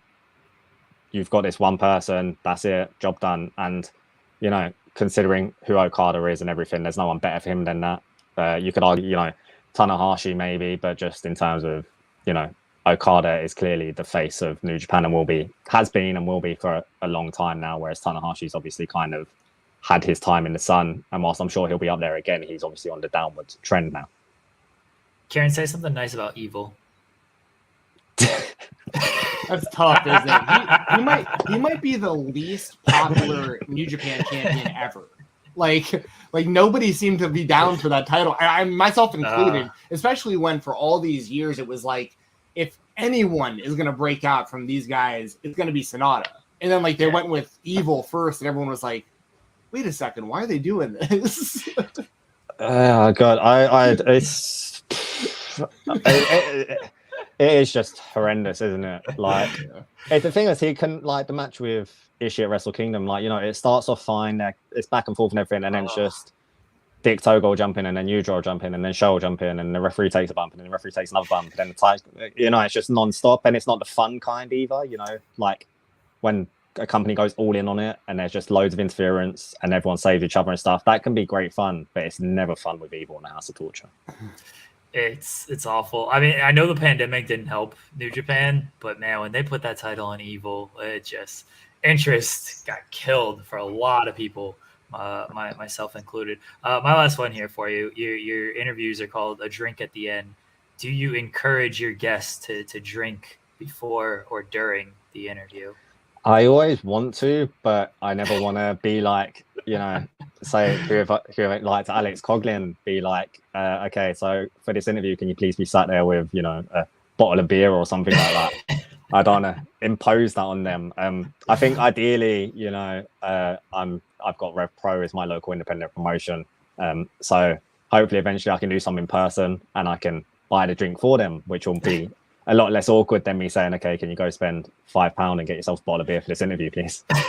I would imagine some of them have got one in the fridge they could just go grab. Come on now. Yeah, you're not wrong, but I don't want to physically make them have to do anything more, considering they're being so generous with their time to do an interview. Very fair.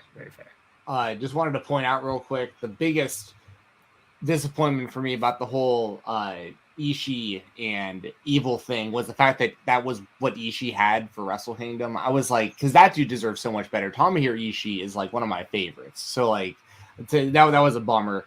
That said, Kieran, what is one of or a couple of your favorite matches ever? It could be New Japan, it could be really any company, but what really sticks out to you as your favorite matches as a fan?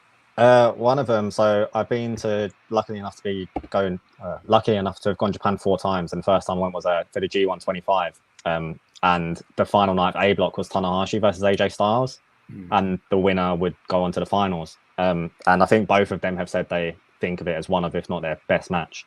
And it was my first New Japan show as well, and I'd never experienced anything like it. So I always have such high, I think of that memory so much.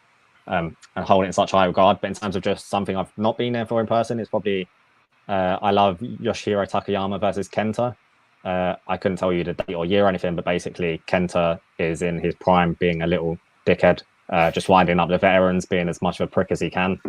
And Takayama has enough and just starts throwing punches and like kneeing him in the face. And it's very brutal, but it's like 13, 14 minutes. It's just a sprint, a car crash. And it's just absolutely, it's like one of the things I would show to people when they say, why do you like wrestling? It's not real. And I'll be like, just take 10 minutes and watch this, please. It's funny you bring that up because sometimes I've told this story on like different podcasts and stuff, but like sometimes I'll get a random message from like a girl I'm dating or something, and they'll be like, hey, I'm watching Monday Night Raw. Like, this is, you like this? And I'm like, well, no, like, cause I'm like you, Kieran. I only watch the WWE pay-per-views, and that's just so I have some sort of idea of what's going on at the company, but I haven't watched Raw, and I couldn't tell you how long. Same with SmackDown. But it's one of those things where like, it's interesting from like a casual perspective, or just like not even casual, just anybody who doesn't really know much about wrestling. Everyone associates wrestling with WWE like they would like McDonald's and fast food and like Coca-Cola and soda and all that stuff. And it's like, it's interesting hearing you say that, just because I've been through it myself, where it's like, yeah, I love wrestling, but like, that's not really what I'm talking about. Like, if you watch New Japan, I tell people, watch TBS on Wednesdays. That's really more kind of what I like. New Japan, independent stuff, IWTV, like GCW. And like, that's the stuff I'm always pushing people towards. And then every now and then someone will hit me up and be like, dude, you actually like wrestling? I'm watching on Monday right now. And I'm like, dude, that's not the same thing as what I'm talking about. Yeah, no, it's so much easier to sometimes avoid the conversation than having to explain, like, you know, WWE, yes, but there's also thousands and other wrestlers and hundreds of different promotions that are doing so much better stuff than this billion-dollar company. Yeah, I was, one of the kids was asking me, like, oh, do you like WWE AEW? I was like, there's like 1,000 promotions out there that I have to write about and cover and everything. There's so much wrestling out there. There is something for everybody. And yeah, if you try to explain to people that WWE is wrestling, it's a long conversation, a very long conversation. Kieran, let the people know where they can find you at. Yeah, so you can find me on Twitter at KieranRH2, because New Japan suspended my first one. And of course, and you can. So, okay. I do have to. Sorry to cut you off. I gotta ask. Like, did they just hit you with the DMCA, and then that's just like it? You don't have any type of retort or anything. Like, I don't know how that works, but I know a lot of people have been hit with it. Yeah. So you get like strikes, and it will take down your content, and you can dispute it, but it's nigh on impossible to actually do so. But it's pretty fair, to be honest, in that you get so many before they suspend your Twitter account. So I had gotten quite a few, and I was like, okay, I don't want to lose my Twitter account. I've got a good following here. I've worked hard to get this. Let me stop posting stuff from New Japan World. So I was posting, and the final straw that broke the camel's back is I posted a screenshot of backstage comments, which I took from YouTube. And TV Asahi hit me for that and said I took it from New Japan World, which really pissed me off, obviously, because, the subtitles look different. It's all different. It's very clearly taken from YouTube, not from New Japan World. And I responded to Twitter and said, look, there's clearly proof. Here's a link to the video from their website. Here's a link to the video from YouTube. And like 6-8 months later, I didn't hear back. So I responded to my query, and it was like, your case has been closed. You're not getting your Twitter back, basically. So yeah, I know they have been big sticklers on that, and it's pissed off a lot of people. And I don't think that's helped them in terms of like growth in America. Now they post their own GIFs and stuff, but they're a little behind on it. And it's so weird to me because like the Ospreay Ricochet stuff blew up so big, and that was what introduced a lot of people to New Japan. So for them to go about and do this, and Rocky Romero said and Kevin Kelly have been like, we're working on it. We want to make this correct. And then like nothing really kind of came of it. I imagine it's way above their pay grades. Yeah, they are. I've spoken to them guys myself and some others, and they are working on it, to be fair. But I think the cogs just move slowly in Japan. Yeah. It's unfortunate because usually you wake up, you see all these gifts from New Japan, and they're not there anymore. All right, apologies. Go ahead and let everyone know where they can find you at, Kieran. Yeah, at KieranRH2 again, and then for wrestling, it's at WrestleIn. And yeah, we've got we have daily features almost, and then we've got a couple of podcasts. We've got New Japan myself, and then Ryan Dilbert has Flight of 5, where he will have a guest on, and they'll just talk about a variety of wrestling topics and pick their top 5, whether it's their favorite wrestlers are something as silly as their favorite performances from wrestlers in the films is a recent one. And of course, that's got guys like Roddy Piper are on there for They Live and Andre the Giant for Princess Bride, of course. Everyone go check it out, wrestlein.com. Go follow Kieran. Kieran, want to thank you for joining us here on the Creator Spotlight. Guys, we'll be back in just a moment.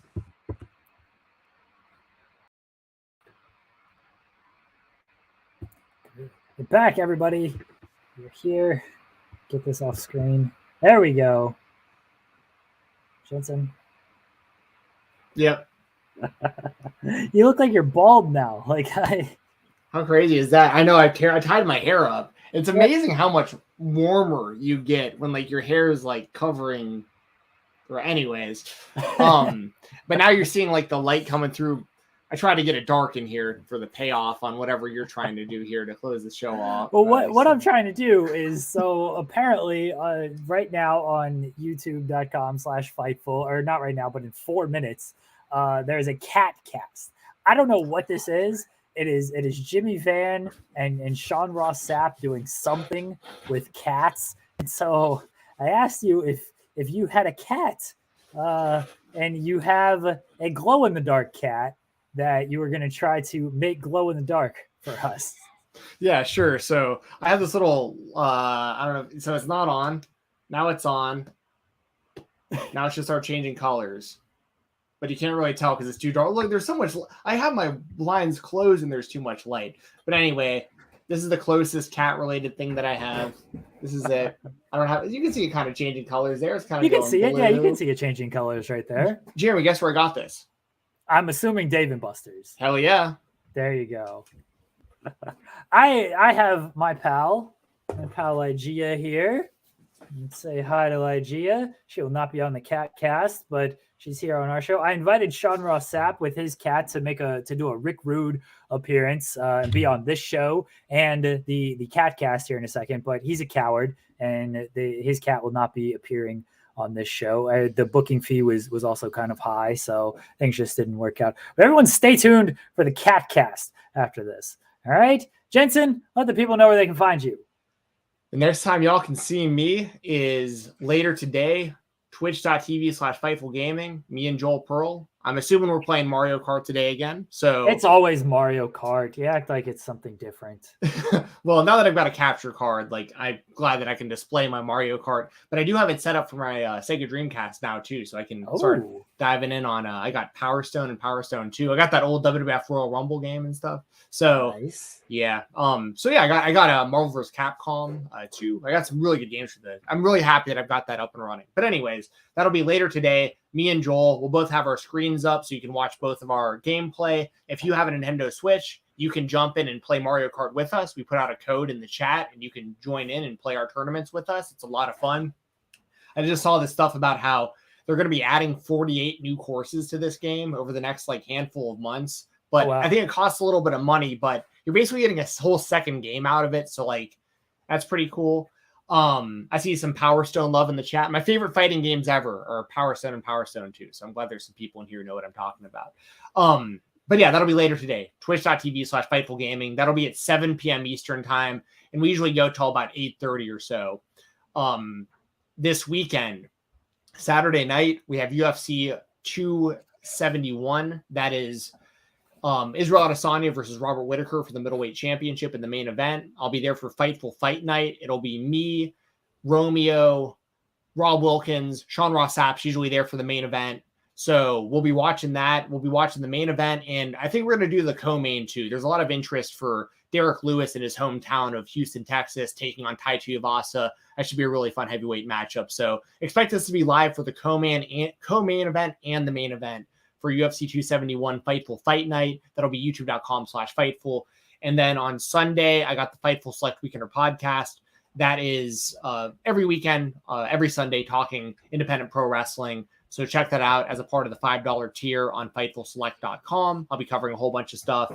And also Fightful Overbooked. Tomorrow morning, 10 a.m. Eastern, myself and SP3, Degrassi dudes, we are ranking all of the main characters from Degrassi The Next Generation. So join us for that. It's always a fun time. Even if you have no idea about Degrassi or have any interest in watching the show, I think you'll still enjoy hearing me and SP3 kind of mark out for something that isn't wrestling. So yeah, check all that stuff out. Everything else I do, I just keep updated on my Twitter, twitter.com/ or I guess at Fight Talk _ FIGHT TLK _. If you want to use my code on independentwrestling.tv, use code Fight Talk. There you go, Jensen, a man of many plugs. Everyone, you can go to YouTube.com. Dude, I cut it in half too for you. So. You go to youtube.com/Fightful Overbooked. You can check out all the content we have there. We have content daily. I apologize that Joel Pearl plays such a big role on the channel. At 4:00, it is Dynamite, day after Dynamite with Will Washington from Graph City. He will be talking about last night's AEW Dynamite, the ratings, all the news coming out from there, everything just Dynamite related. On that. That's day after Dynamite, 4:00 on youtube.com/Fightful Overbooked. Again, the Catcast is on now. Tomorrow morning, SP3 and I on Friday Morning Coffee, 8:30 a.m. We got the NBA trade deadline, everybody. I know we had some chatter about that in the chat today. I cannot wait to tell the tremendous NXT championship belt. We got Friday Morning Coffee, NBA trade deadline. SP3 and I will be diving deep into that. We'll also be talking about how bad his Lakers are. Joel mentioned So Bad It's Good drops day after Dynamite. I thought that drops at 3. I don't know the schedule. We just go to youtube.com/Fightful Overbooked, everyone. This daily content. You go there and chances are by the time you're visiting, you're going to get a new video that you haven't seen yet. You can also now subscribe on Apple Podcasts. Go over to Apple, leave us some stars, leave us some 6 stars in the Tokyo Dome, if you don't mind. But all your favorite podcasts. Oh, we swapped today. All right, thanks for the heads up. I don't know what happens on my own channel, Jensen. Do you see this? Like, do you see how I'm treated around here, Stephen Jensen? Shenanigans. Bunch of shenanigans going on absolutely around here. No, it's my channel, and I get told what's actually happening on it. Like, you think I'd have a say over some of this stuff. God forbid, anybody listens to me around here. I'm gonna fire. Yeah, Joel. we got to file some grievances here. You got these issues with Joel. Braun Breaker's out there taking everything I've worked for. So yeah, we got a lot going on. A lot to take care of on both of our ends. Fightful Overbook's going well though, man. I do like seeing all the positive feedback for Overbook so far. So it's been great. I'm really happy with everything that's been happening in spite of Joel Pearl, but we're going to continue to work and build and continue to do some fun stuff on that channel. So everybody can go over there. Guys, we appreciate it. We'll be back next week talking kind of the week in WWE, AEW, Indies, and other. And we'll have a new person in the creator spotlight. Everybody, we'll talk to y'all next week. Back at 3 p.m. Eastern next week, assuming everything goes well and there is no personal happenings that rearrange my schedule. Again, I apologize for the early. It's 2 p.m. Eastern. 2 p.m. Yeah. Back at 2 p.m. Eastern next week. Again, assuming everything holds up on my schedule. Guys, you guys enjoy your week. Enjoy the weekend. Talk to y'all. Enjoy the Super Bowl. Talk to y'all later, everybody.